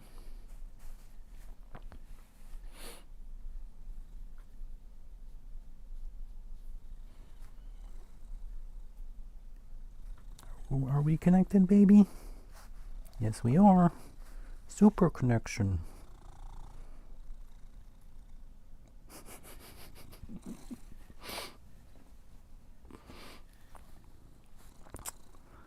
So yeah, stay tuned. I'll keep everything. I'm gonna be updating everything on my blog. So really, I want to kind of like funnel people there at some point, because yeah, like live stream is a great platform to meet people, but it's not. I'm not sure it's like the best platform to like coordinate, right? Like, so I need to figure out. Like, I've been using Discord, and I'm trying to funnel people to Discord who are interested, and but yeah, I think my blog will be the central place where I start posting updates when I'm like, I'm going to be making an application form at some point, so people can be like, oh, I'm interested, or like I want to help out, or I'm interested, but I just kind of want to watch from the sidelines, but I want to get the updates, but I'm just going to mostly be on the sidelines until you're further along. And then there's some people who are like, I want to be on board right away. And yeah, so everybody to each their own. I get it. Some people have family, they have kids, they're kind of like stuck at their job, and that makes sense. But in the long term, once we're nice and stable, the goal is that basically like no one should feel restricted in terms of being able to join. Like the main thing is often like people are like, okay, I have kids, they have school. That makes sense. You don't want to like yank your kids out of their school and like lose all their friends, maybe wait till they get out of high school or something. And often for people it's job. Like I can't just leave my job, I have to work here. But when intentional community is up and running, it should be able to provide for the well-being of everyone as a baseline. So you'll get free food, you'll get internet, you'll get your own room, you'll get access to the gym, you'll get internet connection, we'll have many TV rooms, we'll have computer rooms, right? Like everything that you will need, more or less. The goal is even to have a doctor, right? We want a doctor on site, we want a dentist on site, we want a car mechanic on site. As many people as we can get to have our own like community that can take care of each other, then you don't need a job, right? Like what do you need a job for? You need cooking, cleaning, like you don't have to do that in community, at least not to the same extent. So money shouldn't be an object in the long run. Once the community is up and running, we have some community businesses, we're making money, people will just be cared for. And then your time is free to spend it as you choose. I think someone calculated like economically that if you have like a well-designed, well-structured society, you could get away with basically people working like 1 to 2 hours a week. Think about that. We work our butts off. We work like 40 plus hours a week. But in reality, we could get down to 1 to 2 hours a week and we'd be fine. And we could have the same or better standard of living. That's mind-blowing. And it's absolutely true. And in fact, I think you can get it even lower with automation and AI coming in the future. It's going to be able to do everything. But yeah, one step at a time. For now, stick around, subscribe. Yes, I am secretly, you exposed me. I'm from the year 2040.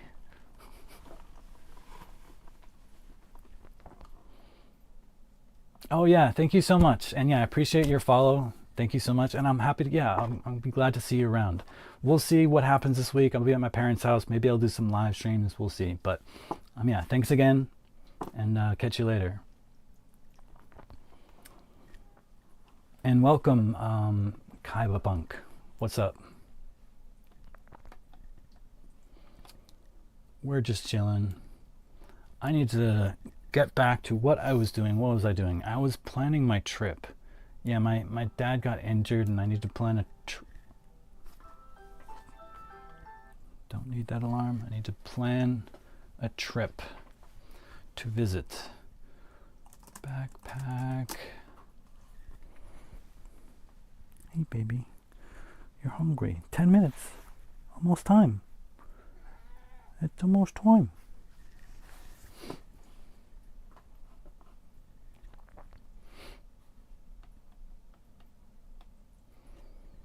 All the kitty boos here.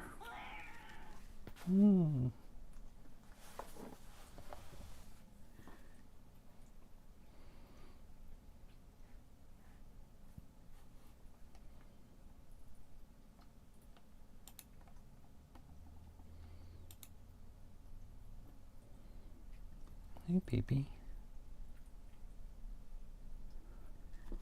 You're hungry. No. 10 minutes. Almost time. I feed my cats on a schedule because... And there's like a specific alarm that goes off. Because I don't want them to necessarily always just associate me with food. Because then they're just begging me, and always in my face trying to get food. Yes, I will care for you and I would love you, but we have a schedule for you so you don't overeat. So you're not hungry.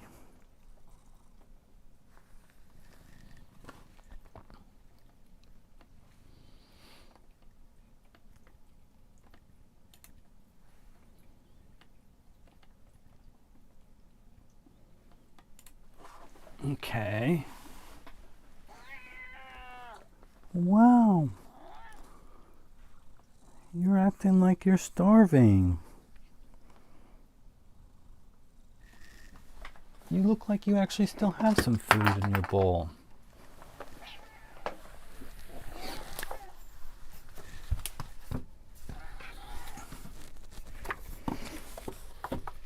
Here you go.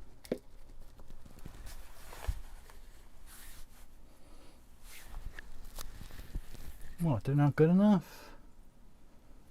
They have to be full, solid chunks? You're the one who broke them apart.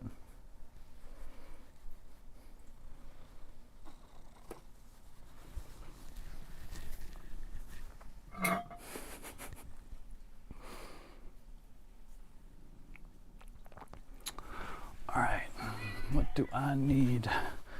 I need some clothing.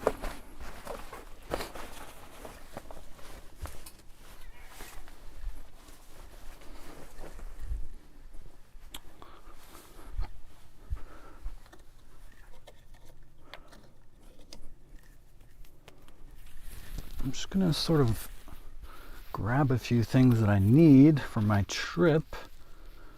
I need to figure out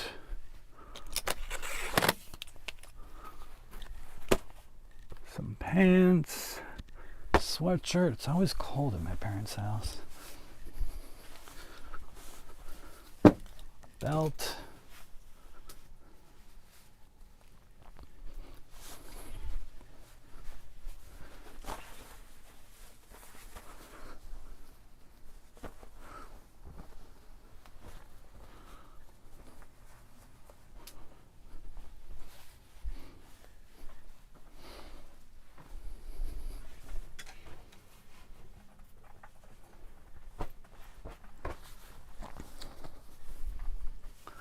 Yeah, sorry for anyone who came on for the connective heartshare experience. We were just sort of hanging out. I'm still sort of playing around with how I manage scheduled activities, but yeah, we're just kind of doing a hangout. If you have any questions or comments, if you want to share what's alive for you, what's going on for you emotionally, yeah, I'm happy to chat, happy to talk.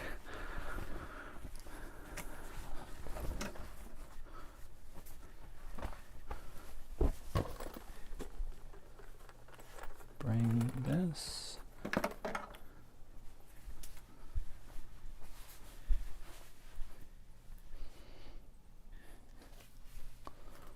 thought I had my laptop somewhere. Where is it?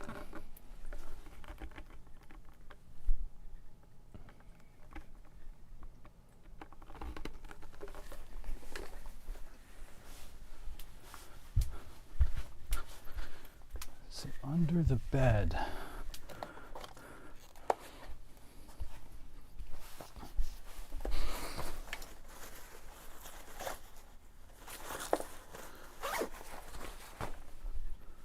Probably my workout gloves. I'll probably do some exercises, maybe.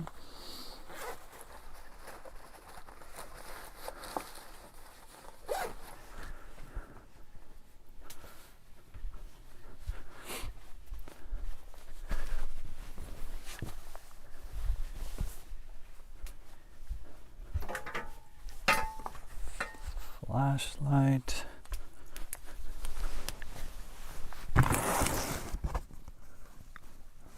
Do I need a Nintendo Switch? No. No gaming.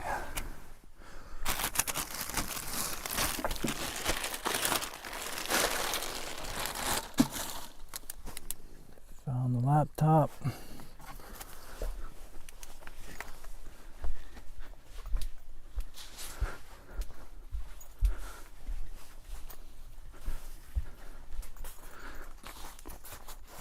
Oops.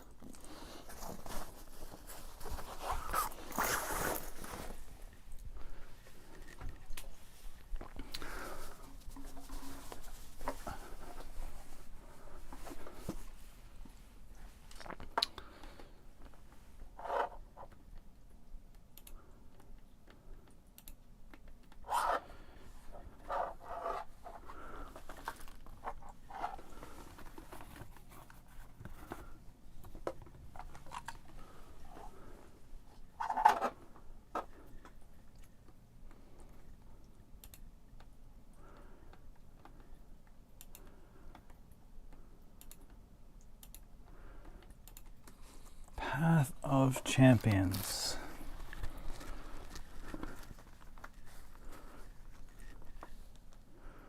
Three minutes, baby. Almost there. Oh yeah, bring my e-reader. Don't forget that. I'll write that down. I'm just about to finish Pride and Prejudice by Jane Austen. Oh, I'll probably bring this too, actually. That's handy. It is quite a lot, actually. Good book, but slow read.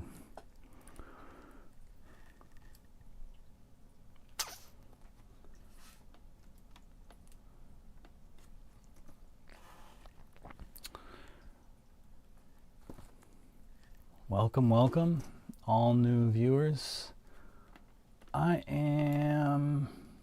I've just opened up the chat to whatever. If you guys have questions, comments, you want to share what's alive for you, I'm here, I'm listening. Originally, like I said, this was going to be a connective activity known as heartshare. But I heard some news that my father got hurt. He's in the hospital. So I'm just kind of doing some packing, and I have to reschedule some things. I'll be on for a little bit more, and then I got to attend to that with my full attention. But yeah.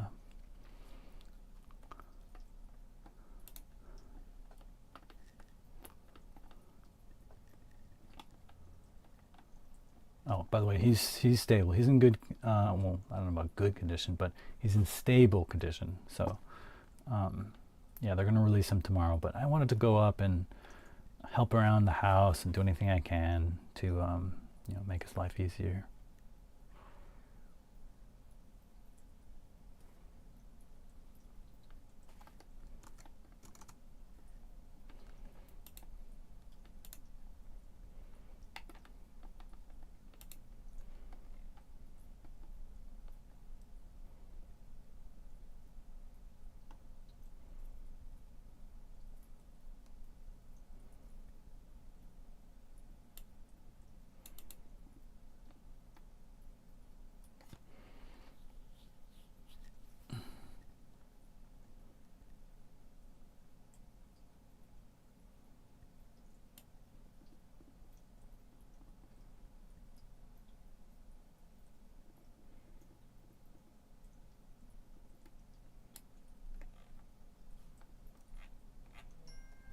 Oh, you hear that sound?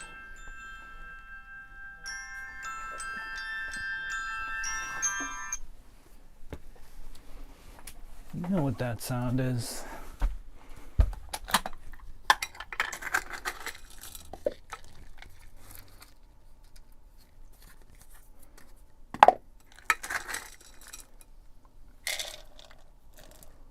Here you go, baby. Your patience has been rewarded. Good job. I love you.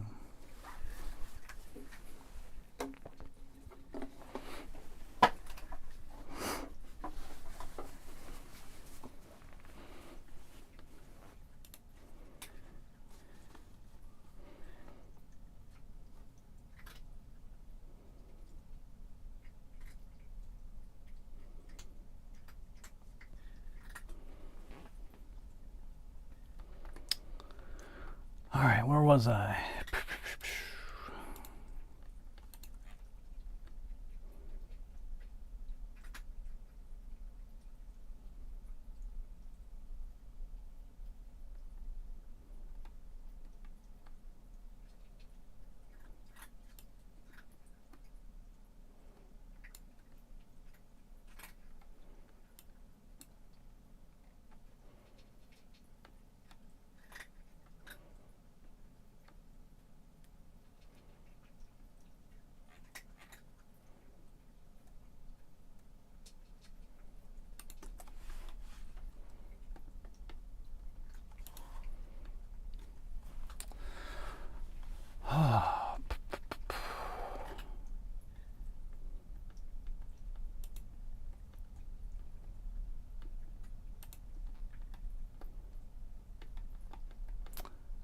Security code needed.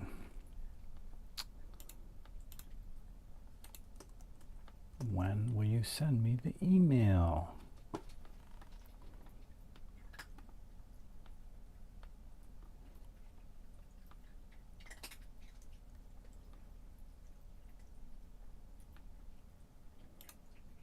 How do you add bannable words to your Streamlabs moderator? Who knows the answer to this question?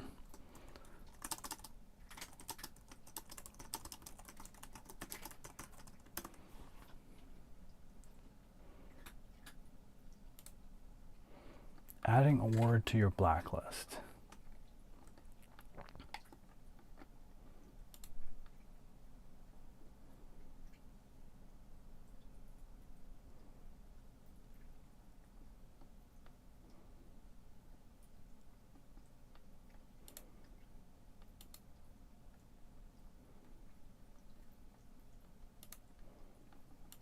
Add word, good.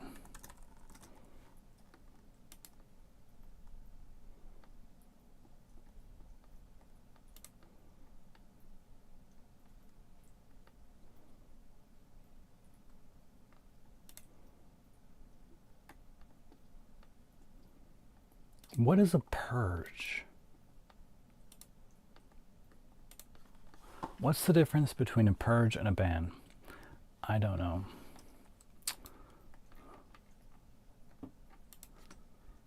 Purge.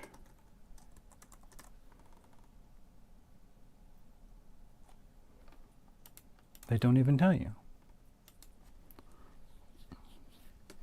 Okay, let's see if AI knows. What's the difference between a purge and a ban on Twitch?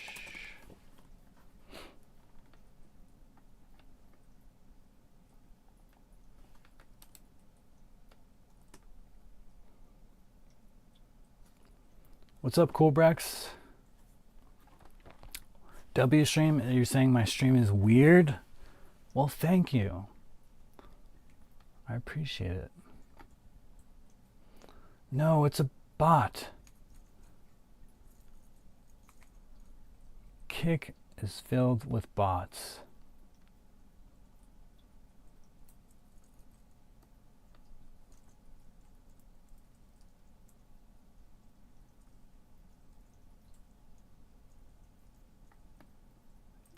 Sometimes you'll stumble on a screamer that isn't well, and you see a bunch of people in chat spamming purge at the screamer. This is to inform the streamer that you have seen their past broadcast and you want not to be advertised in that way too.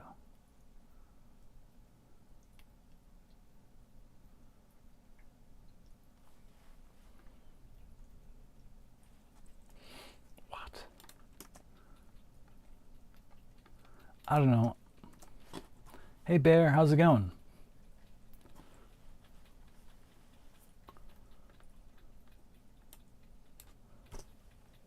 Nice to see you too.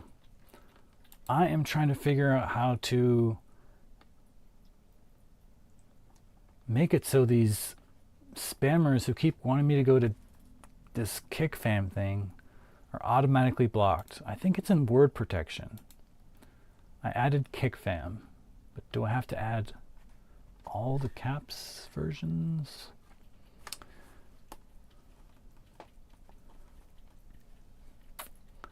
it's whatever. I'm at peace with it. I just notice that it happens pretty much every day, multiple times a day. So I feel like that's an easy one for me to like add to the list. Maybe, yeah.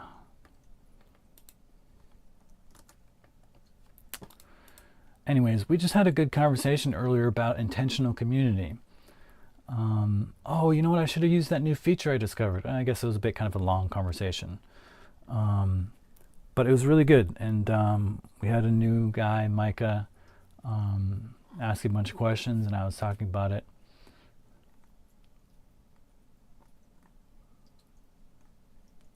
I see. Yeah, I'm new to Twitch too. I don't really know anything about it. And I'm Streamlabs, and I'm like connecting to Twitch. So I only just today started opening up the Twitch tab to see if there was more functionality, and there actually is. I can do a lot more. So I'm still going to wrapping my head around all that. And I know people got like all sorts of overlays and streams and fanciness. I don't know if I need all that, but maybe some things. For example, at the top of the screen, you can see like 4 boxes of, if you're like top donator or something, but I don't know. There's like also like alerts or stuff, but I guess maybe I put that up prematurely and it's not until down the road. But there's also things you can do to like show who followed and stuff. I don't know, maybe that's nice. And stickers, I don't really understand stickers. They're like special stickers that I can create, like just for my channel. I don't know, I hope that one of my future followers happens to just be a Twitch expert and can help out. Because, yeah, this is all new to me.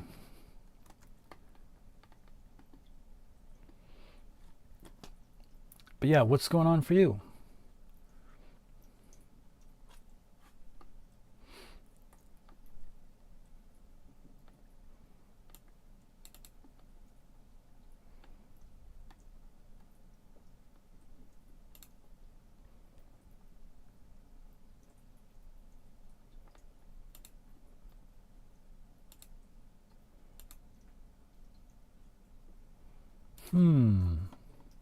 Interesting dreams.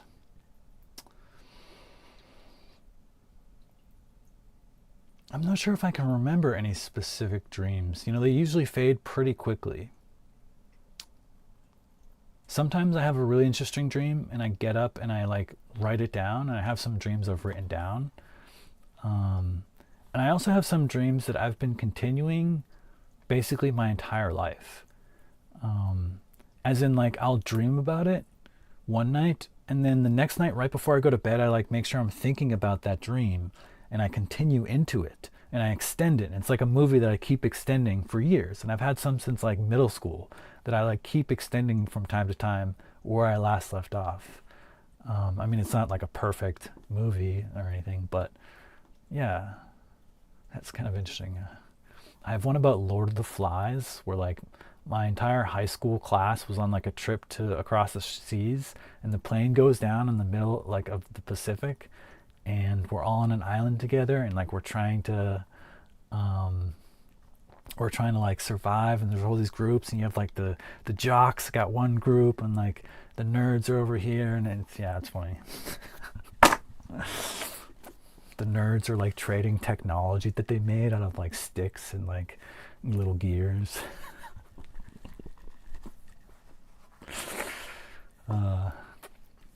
Yeah, I think I lucid dreamed like once or twice in my life. It's like hard for me. I don't know how to get into that state reliably, but there's definitely been a couple times where I was like kind of just about to like wake up, or like kind of between sleep cycles or something, and I like conscientiously knew that I could like get up if I wanted to and just like get up, but I was able to also, I was like still in my dream like state enough where I could be God and like shape my world. I was part of like, I don't know, I'm kind of like different groups over time. Originally, I just have this like core group of friends in high school, and we were just like not really part of any group. We weren't like the sports kids. We weren't like the nerd kids. We just had like our own little clique. Oh, here you go, baby. But in my dream, I often take the role of like the person who tries to bring people together. Because, you know, I guess I'm like, I see so much conflict in the world, and I have this like deep desire to like be like, yo, like, we don't need to be fighting each other. Let's just work together. So I often take this role of like a negotiator, you know, someone who helps try to bring people together. I can definitely see patterns. You know, dream interpretation I think is actually quite useful, but it's only really something that you can do yourself. Itch for one day or get tickled for an hour? I mean, how bad is the itch and how bad is the tickle, right? I mean, if we're talking mosquito bite, or are we talking like, you know, the worst itch you've ever felt in your entire life? And same thing with tickle, the light little feather versus like, you know, light fingers all over your body. But yeah, but dream interpretation I think is very valid. It's just something I think is kind of personal in that I think it's hard for most people to interpret other people's dreams. Give me the juicy details. Unless they know you really well. Like if it's your mom or something, or your brother, and you're like really close and they know everything about you, sure, they can interpret your dreams. But for the most part, I don't think you can just go to like some psychic or whatever and they can tell you anything relevant, because only you know like the full depth of your own experiences, or at least as you know the most about it. So I've done that a lot. I've like looked at my dreams and I've been able to identify like, oh, I probably dreamed this because of this. So I think that's very actually a very valid, helpful tool, but I'm not sure science gives it much weight currently.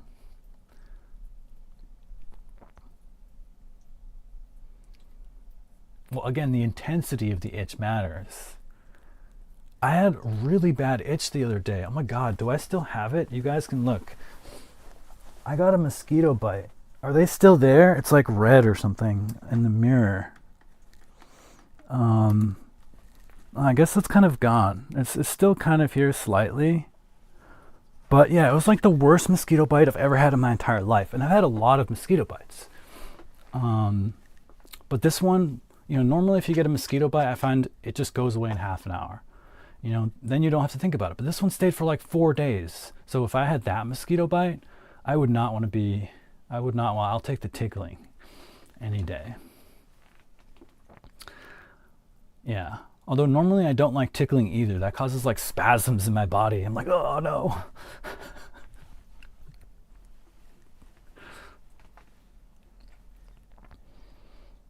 Yeah. Have you had any dreams recently, Bear, that you remember?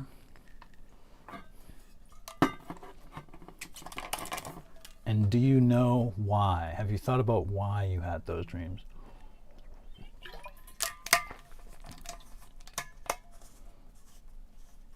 Mm-hmm.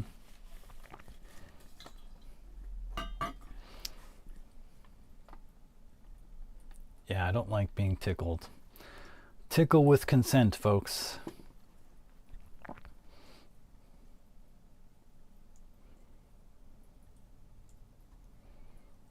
Well, I think it also just, I think maybe the island was more just, we had actually literally just read The Lord of the Flies. So that was like a direct connection to, and I think like maybe, you know, there's a lot of movies that touch upon that. There was that one with Tom Hanks, right, where he goes down, he has a soccer ball friend, and he's on an island. You know, there's actually the show Lost. So I think, I don't remember, but there's definitely influences from my life, I think, that just like pointed me towards that. I feel like my dreams are often about saving people. I have this like, I don't know, maybe I watched too many Disney movies or something where like, it ends happily ever after, the hero saves the day. But I feel like I always want to help people.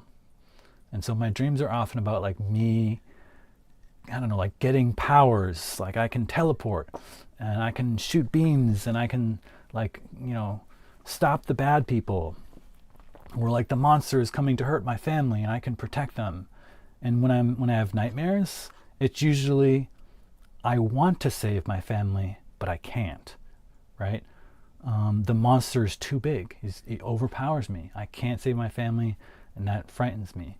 I often get dreams, or I mean, I haven't had a nightmare in a while, thankfully, but oh, nice. Interpret my dreams.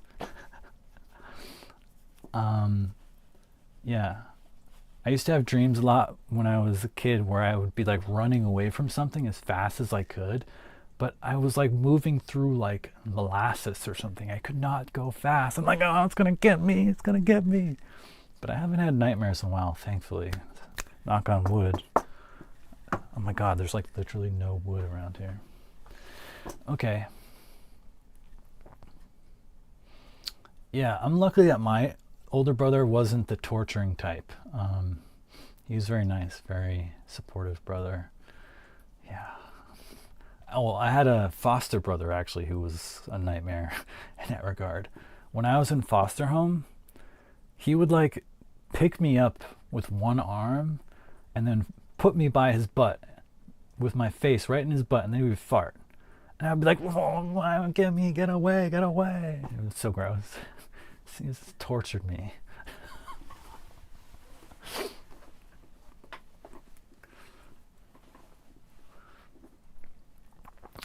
I wanted to be a therapist.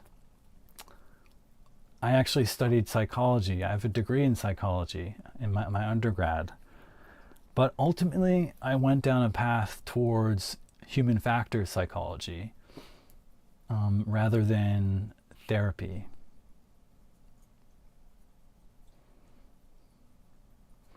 Everyone in the dream is you.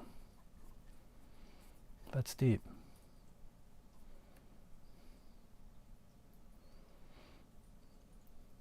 I mean, yeah, on some deep level, even if it's somebody you know, like your brother or your mother, it's like your projection and interpretation of their behavior.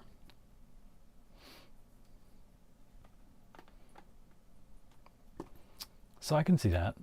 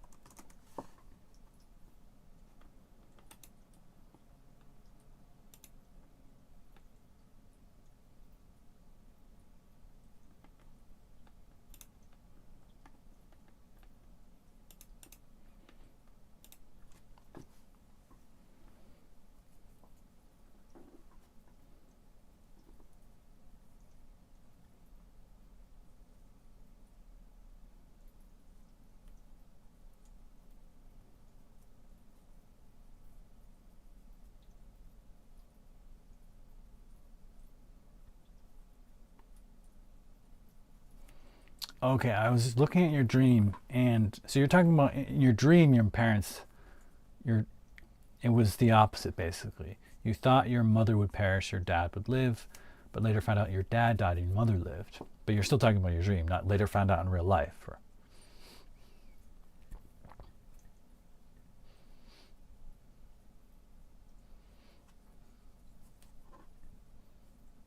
Oh, okay. Yeah, I mean, what do you think that means?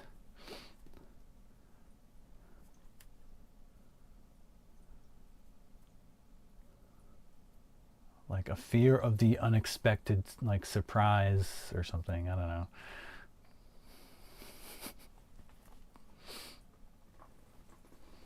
I think a lot of dreams also have to do with more immediate things, like reflections of something that basically happened that day. I think, yeah, like what has happened to you in the same day has probably a bigger impact than what happened to you in the past. Of course, there are deeper traumas that will kind of always be there and maybe influence one's dreams. But yeah, I find that when I do have dreams, there's usually like something that happened that day that is like the big influencer. Oh, this guy. Let's see if, so I added this thing. I wonder if he gets blocked because I added a blacklist for the word he's about to post. What? It didn't work. What? I'm mind blown. I added, anytime someone writes the word kick fam, they get purged. I don't know what purged means, but it didn't work. What?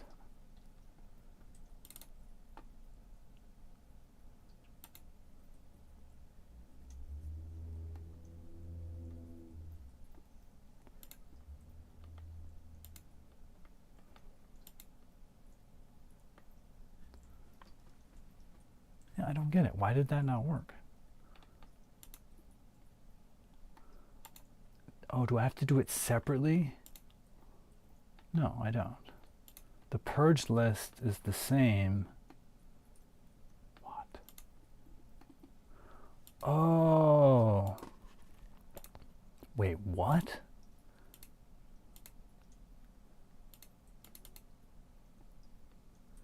Oh, kick doesn't have that.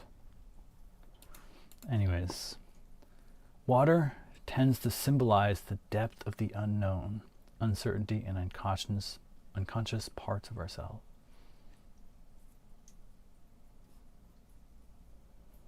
Yeah, I guess, like you said, it like depends on what water is for you, how you view water. Because, for example, if you were Aquaman, and you live in water, you were born in water, you didn't know the land until you were already a man. Maybe water wouldn't be the unknown, the uncertainty. It would be like the known. So for me, I think water, yeah, it's kind of a mix of like uncertainty and known. Like, I don't know. But I really love water. One of my favorite activities is scuba diving. And so I'm like in the water as much as I could possibly be. It's like a magnificent, beautiful, amazing world, but it is absolutely still unknown, and there's uncertainty, and yeah, like definitely some fear in the back of my mind, because it's, you know, possibly a dangerous sport if you're not careful.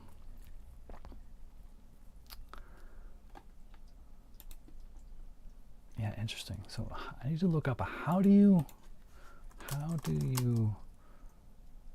block words on Kick?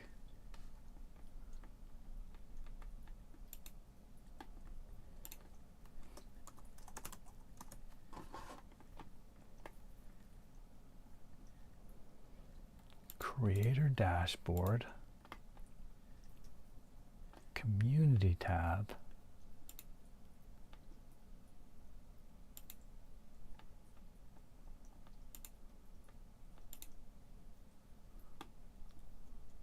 Oh, interesting. I have to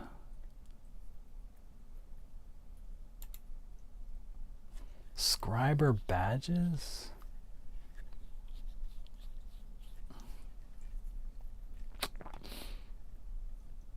Oh, dang. I'm mad at my bot for blocking you. Fuck. I hope you like have a copy of that message and didn't just like waste all that time and energy writing that. Can I add you as like yeah, that's such a bummer. What the heck, Streamlabs?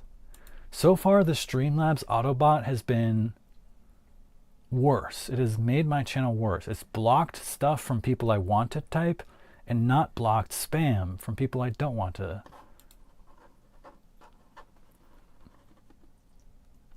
But I'm going to see if I can add you.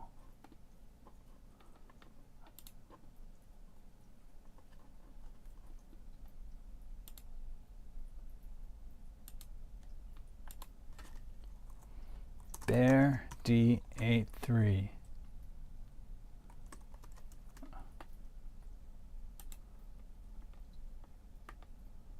Like, can I add you as a special VIP user who has unlimited privileges?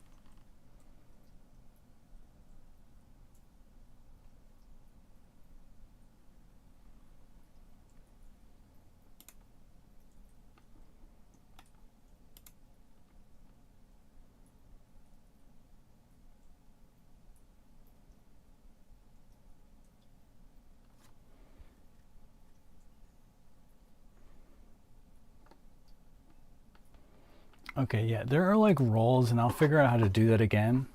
But yeah, I'm really sorry about that. I almost want to just turn off this bot thing, because this auto bot, auto moderator, because it's doing such a bad job.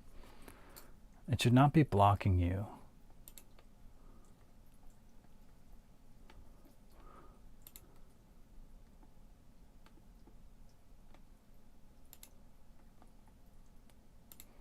I mean, all I can do right now is make you a moderator. So, I mean, you know, I kind of just met you. I don't know if we have like developed the deepest level of trust, but I'm trusting you not to just ban people left and right from my channel. And now I think you won't be blocked by anything. I don't think moderators, I'm assuming, have the same like risk. Yeah, you know, I would type it in like Notepad on the side and then try it again and like copy it from there, so you don't have to you don't lose it. But yeah, that's a bummer. Sorry about that. I made you a moderator, so hopefully that does something.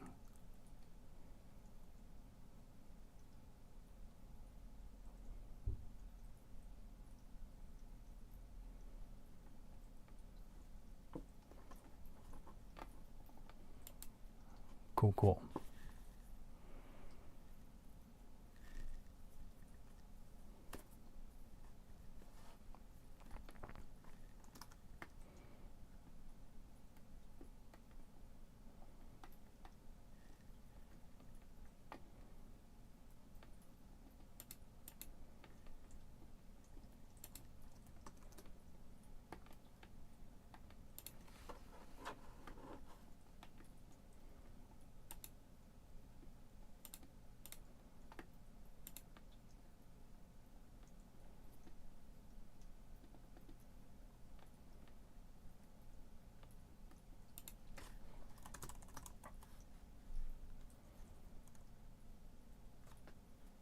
Okay, I've added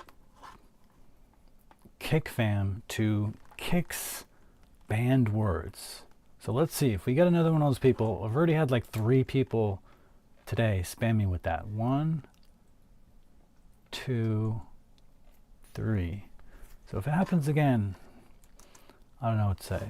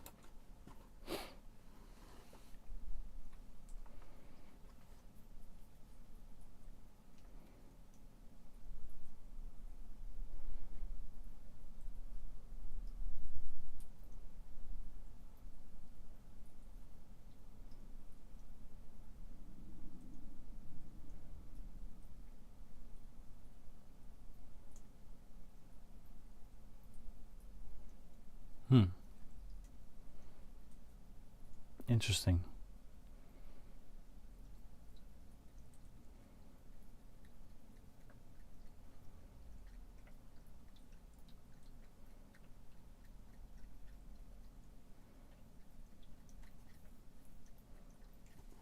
Yeah, what kind of psychotherapy do you do?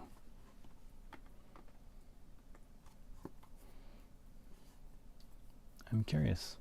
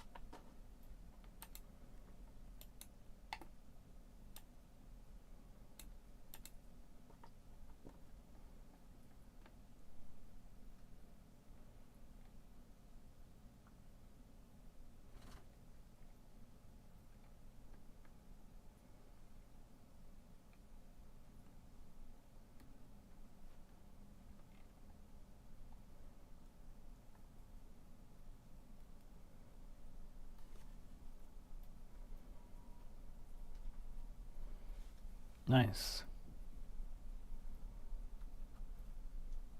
Mm. Yeah, I really like especially CBT. Um, do you watch the show Shrinking? You might find that amusing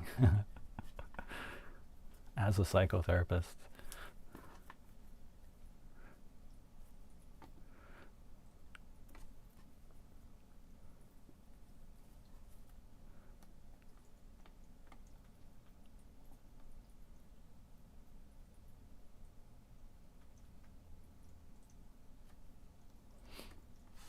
It's about these therapists and their,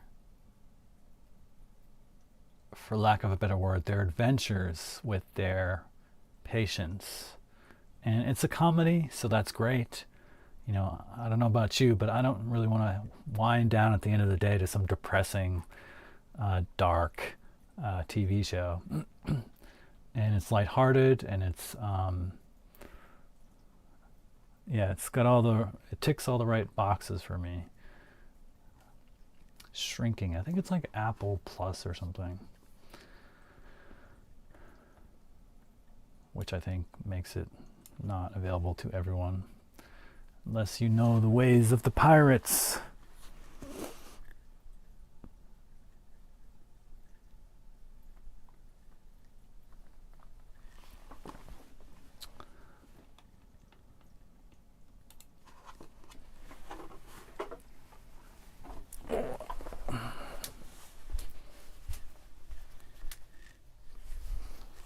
I want to remember to bring my e-reader.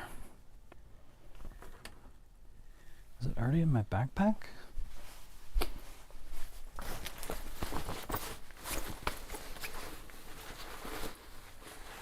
It is not.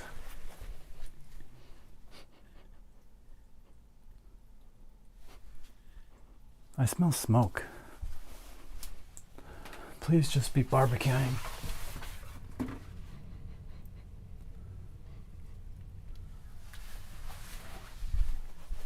I think somebody's just barbecuing. I'm gonna just quickly look upstairs.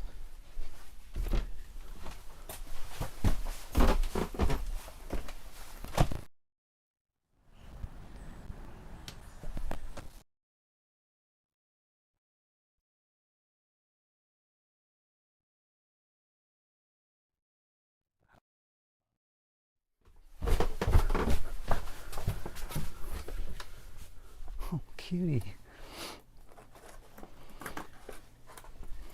Are you a box lover? We have a box lover.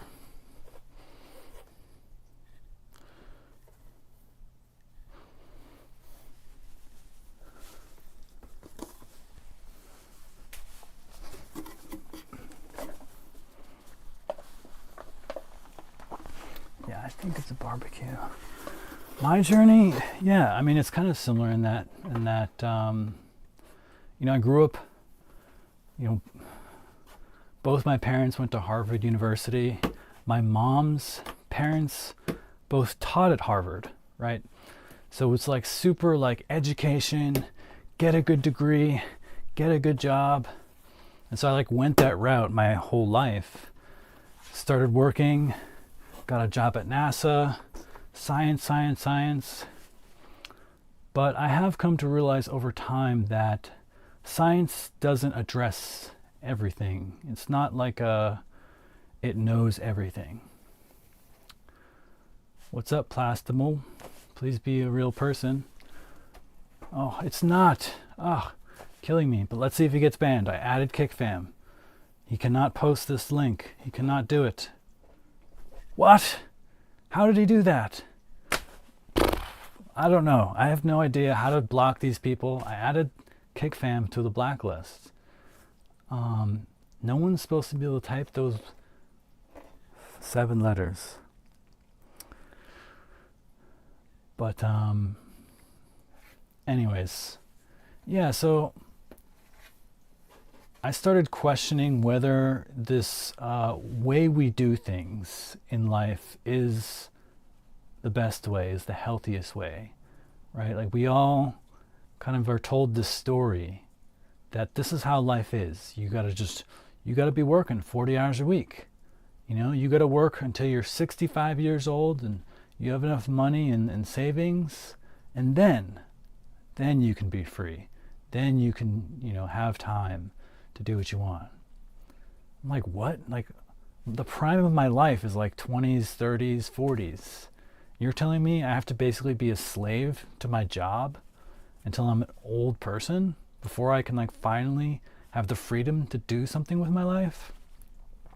It just seemed all backwards to me.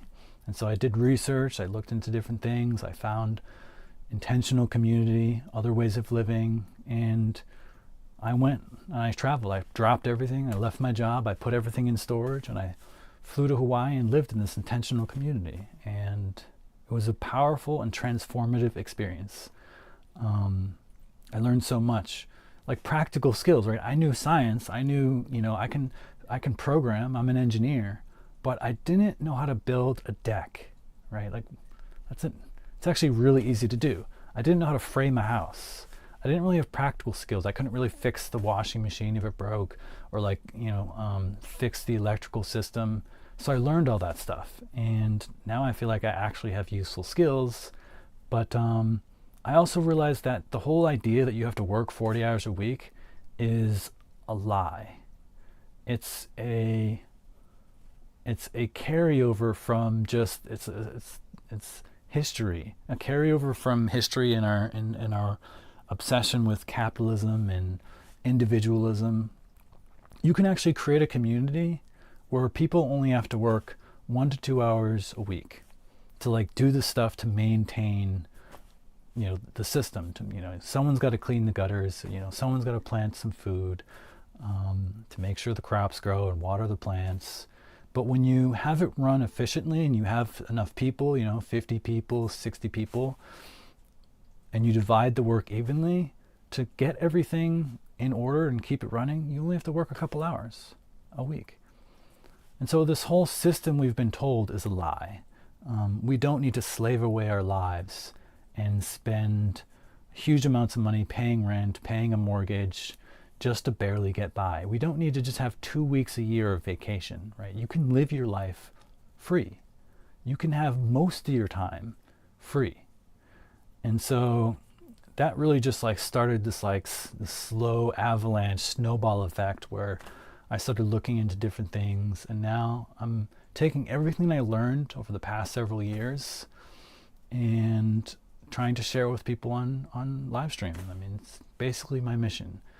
Can I help people by sharing the knowledge that I have, and can I connect with people who vibe with me, who share the same values, and let's build a community together. And part of it is like what you said as well. It's all based on scarcity and anxiety. It's really quite toxic. When you really look into it and you really open your eyes, right? Like most of us are so inured by the story, the capitalist story, that we actually would defend it. Like people are like, no, capitalism is the best, socialism is evil. They don't realize the years of propaganda that have gone into making them think that way. But really, capitalism and individualism is about fear. It's about anxiety. It's about scarcity. It's about setting up the world that you are not taken care of. When you are born into this world, you're not taken care of. The system will not take care of you. You have to do all this work yourself. And we have this like idealized thing like, oh, the strong work ethic. Everybody works hard, looks after themselves. That's the way it should be. But no, actually, no, that's not, in my opinion, how it should be. I think everybody should look after each other, right? We should see each other as fellow citizens of the earth, right? We're all family. We're all in this together. We can help each other. We can support each other. You don't have to work 40 hours a week just to, put food on the table and have a roof over your head. We can help you with that. And when you have this mindset, this collective mindset, as opposed to the very individual mindset, life becomes so much easier. The burdens of life are lessened. And this is the great power of intentional community. It's not just about, there's benefits of like connecting with other people, but you're really creating a family. You're creating a bunch of people who are willing to work together to share the burdens of life. And that's so powerful. So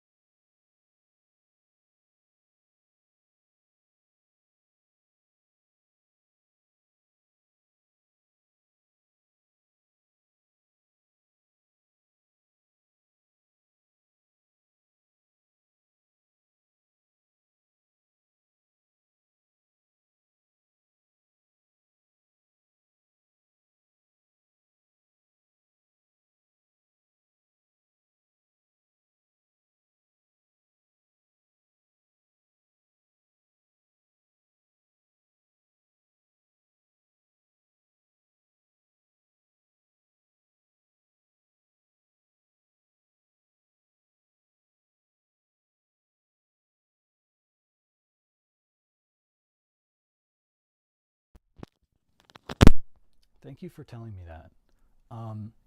Yeah, these Streamlab mics are interesting. Neither good nor bad, but one annoying thing is that they'll just go out and they don't tell you. There's no like little beep, beep, beep, getting low on battery. So I'll just be rambling on and then I won't know. So thank you for telling me. But so I don't know what you heard, but I think you got the gist of what I was trying to say, which was that living collectively is awesome. And science doesn't know everything. And the world is vast and mysterious. And it's important to question what you think you know and be open to alternative possibilities. That's the summary.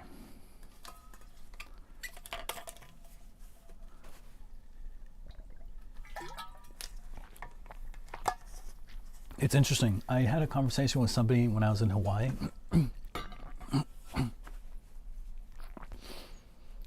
Attention and intention. Oh yeah. That's why I'm so into meditation. If you look at my stream schedule, I meditate every single day. In fact, we missed the meditation session today, but it's a little weird day. I gotta figure out some stuff and head up to my parents. But yeah, I meditate for an hour every single day. It's such a powerful tool to train your attention.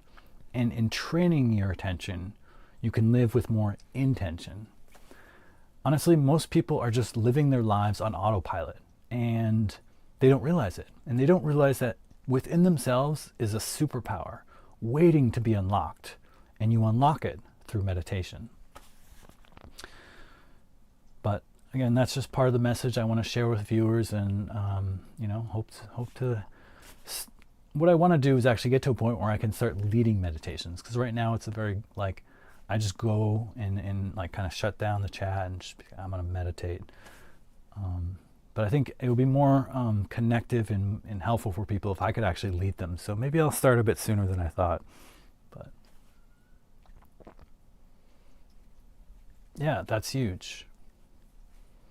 Being outside in nature, breath work, staying limber, and meditation, like you said, it's about noticing, it's about awareness. And I think that's the big thing too. A lot of people, when they think about meditation, they're like, yeah, I want to do it, but like, do I really want to sit around all day? Like it's so unproductive. The reality is you only start sitting down with your eyes closed when you start meditating. But in time, the goal is really to integrate it into your day-to-day life. So you don't actually need to do a separate session of meditating. Just you're meditating while you're doing the dishes. You're meditating while you're folding laundry, right? It's not intended to be a separate thing. It's supposed to be integrated into one's life. You just do it separately at first because it's really hard to calm down that really active brain we all have. But yeah.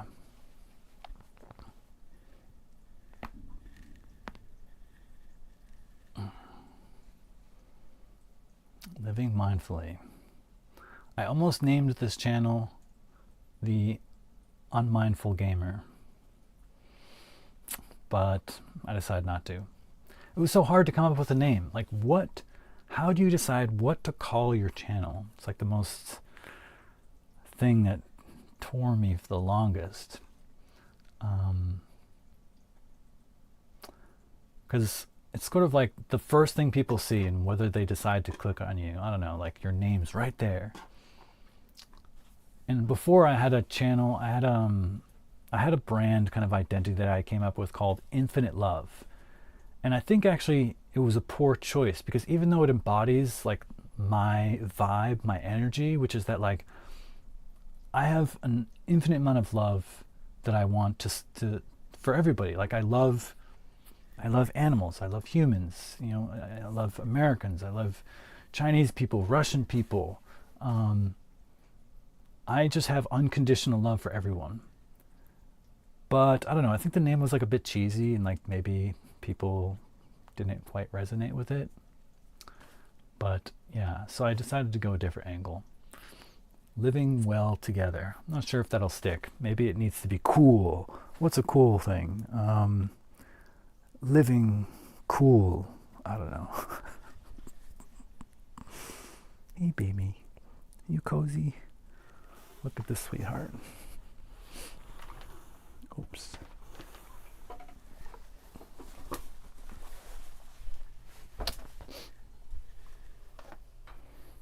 I love animals.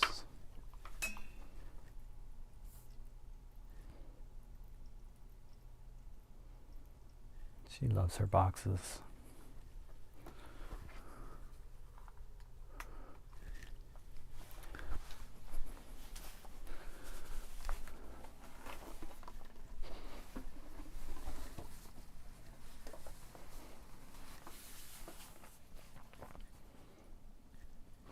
Yeah, I mean, that is actually something I very much thought about as well. That kind of like, I've called out so many times the dark side of social media.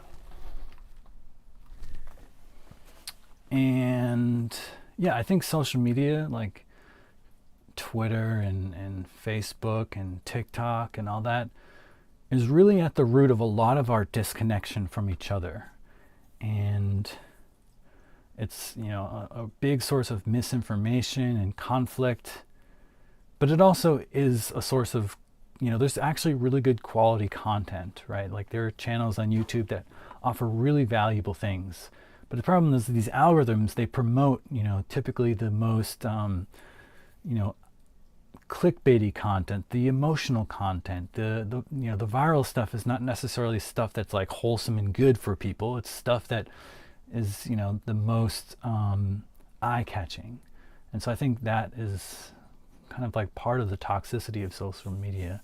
So I agree. I think people need to get off tech for the most part. But how do you tell people without tech? So it's kind of a catch-22. Yeah, that'd be cool. I'll subscribe. I actually have AMA in this channel's tags. But interestingly, the most questions people ask me are not really about wellness. I'll leave it at that, but yeah. Oh yeah, I forgot I was going to do that. But dude, I'm happy to collab for sure.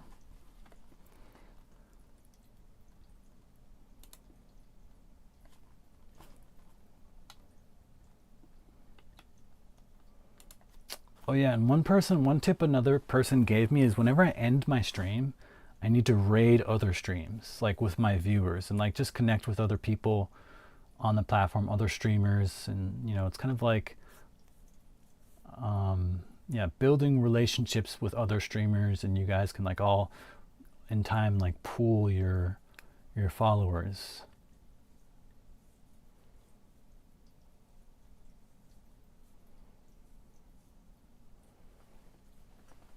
Yeah, I mean, can you define for me super normal stimulus?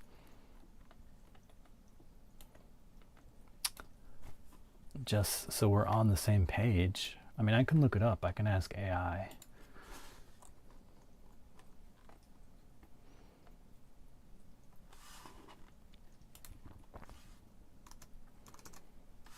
Yeah, I would agree with that. It's definitely a super normal stimulus.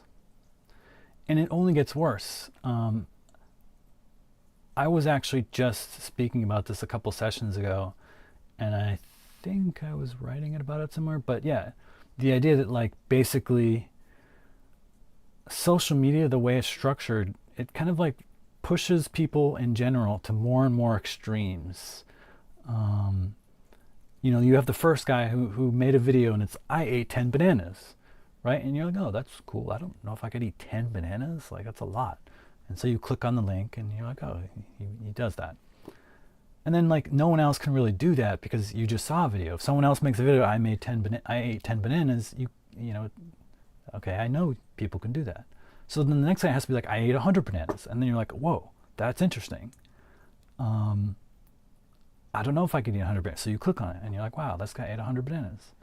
And so then no one can do that video anymore because that's been done. So like then someone has to say, I ate 1,000 bananas, right? Like the way it's structured to like keep people, like it's about novelty. People want to see new things often, and like they're not impressed by the old things. So there's just like a tendency of humans combined with the way this social media is designed to make things go more and more extreme. Hyperpalatability. That is also a word I have not heard. Foods that are engineered to be extremely appealing by combining high levels of fat, sugar, and salt. Yeah, I mean, this has been a problem for ages, right? I'm in New York City right now, and when I walk around, like down the block and see different restaurants, all of them advertise like little delis and stuff. They offer like, we have pizza, we have greasy cheeseburgers, we have burritos, right? Like, and they all say that to like every single one. They offer like the most delicious foods. It's just like, so do you care about people? You're just going to give greasy foods to people because that's what they want and that's what sells and that's what tastes. Like if I were to open a restaurant, I would make food that makes people healthy, right? Like I care about people, but it's like we're so disconnected that we just like want to make something that attracts people and it looks really palatable and delicious so they can buy it and pay us and we get money. It's just like all backwards. I think really, I read an article the other day, some guy was writing about how a big problem is that when we left community, community used to be a source of moral development. We'd have like stories from uncles and different people in the community who would like relate things and their experiences, and this would develop some sort of like moral foundation for people to work with. But now that we've separated ourselves, we've eroded any sense of like any ability to like grow the strong moral foundation. So now people's morals are more based on emotivism, like basically they have a feeling about something and then they try to rationalize it, and that's the basis of their moral system. And yeah, so I definitely do agree. There's definitely a deep like decay of morals. I mean, I can't know. I didn't live in 1800, so I don't know if it's been a decay. Oh, it's another one. Can I ban this guy right away? /ban ggzenpen. Oh shit, I did back /ban. No, he did it. GG, I couldn't type it fast enough. /ban. Let's see if that works. I don't understand. Do my messages not like initiate? I have no power. I'm powerless. Such is life. But yeah. Yeah, the world is so much about everybody looking out after themselves that they forget that the best way to look after yourself is to consider everyone, not just yourself. Like, think about that. If everybody in the planet thought about everybody else, wow, how good the world would be.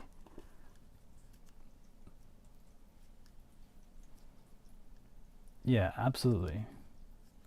Like, not even really connection. Yeah. It's bad. It's bad. That's one thing, and that's part of the reason why I chose live streaming. I was thinking, like, should I do live streaming or should I make YouTube videos where I have, like, I can just take a video and, like, I edit it. If I make mistakes, I can just cut it out and make this, like, nice polished professional video and upload the video. But I was like, that's not connective, right? Like, I might be able to make something that's better content, but I'm not really connecting with people. So then I ultimately chose live streaming for that reason and a few other reasons. But yeah, I really like the fact that we can just talk and connect. That's like the most important thing to me. But it is interesting. I think, like, looking at what is considered successful on Twitch, right? It's like when you get thousands of followers. But at that point, I mean, if you're just like one person, it's like hard to connect with thousands of people. Your chat is just blowing up. You can't possibly like have conversations with all these people. So it's like almost disconnective again. So what can you do? Well, the only thing you could do is like, okay, I'll change my chat so only subscribers can message me. But do I want to gate people based on like who has money? Like, I don't want just like people who can afford to pay to message me. Like, I don't know. So it's weird. Like, I don't know. I have to like wrap my head around like how this is going to work and how I'm going to grow and like how I can still connect with people. But ultimately, I think I want to actually shuffle people into like a Discord community where there's just like where we can all be there, we can all connect, and it's not just like me. I don't really want this to just be a me thing. I want this to be a community. And so that's why I named it Living Well Together, right? It's not like Living Well Nathan. But yeah.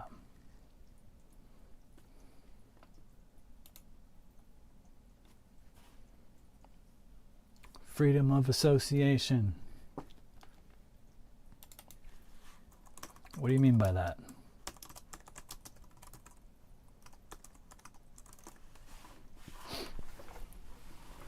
Encompasses both an individual's right to join or leave groups voluntarily, the right of the group to take collective action to pursue the interests of its members, and the right of an association to accept or decline membership based on certain criteria. Sounds good to me.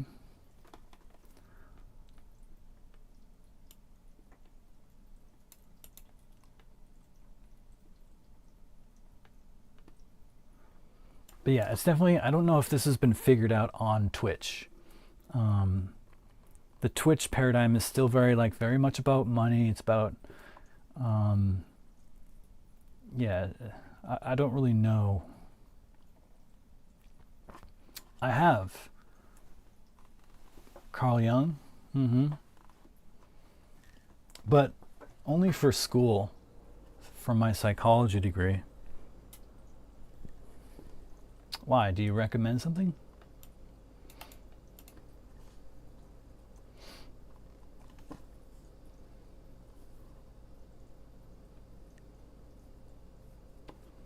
The Red Book.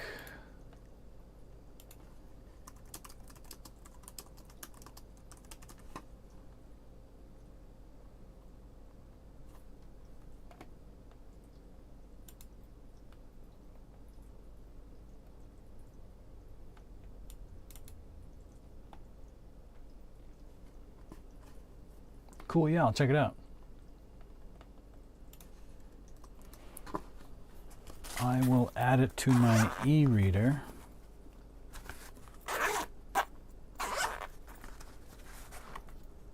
Right here.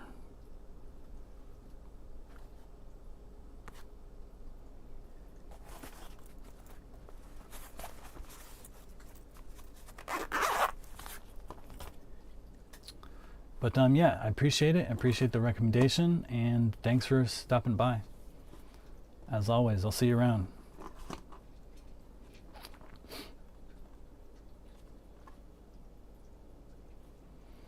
Okay, yeah, I'll write that down as well.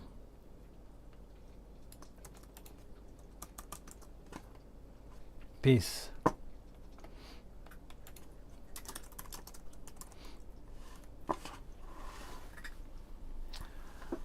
All right, well, welcome everyone new. Yapaholic, nice to see you.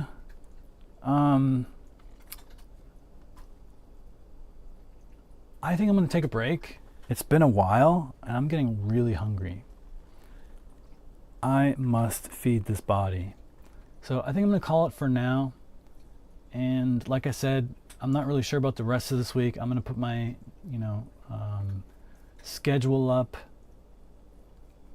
Thank you.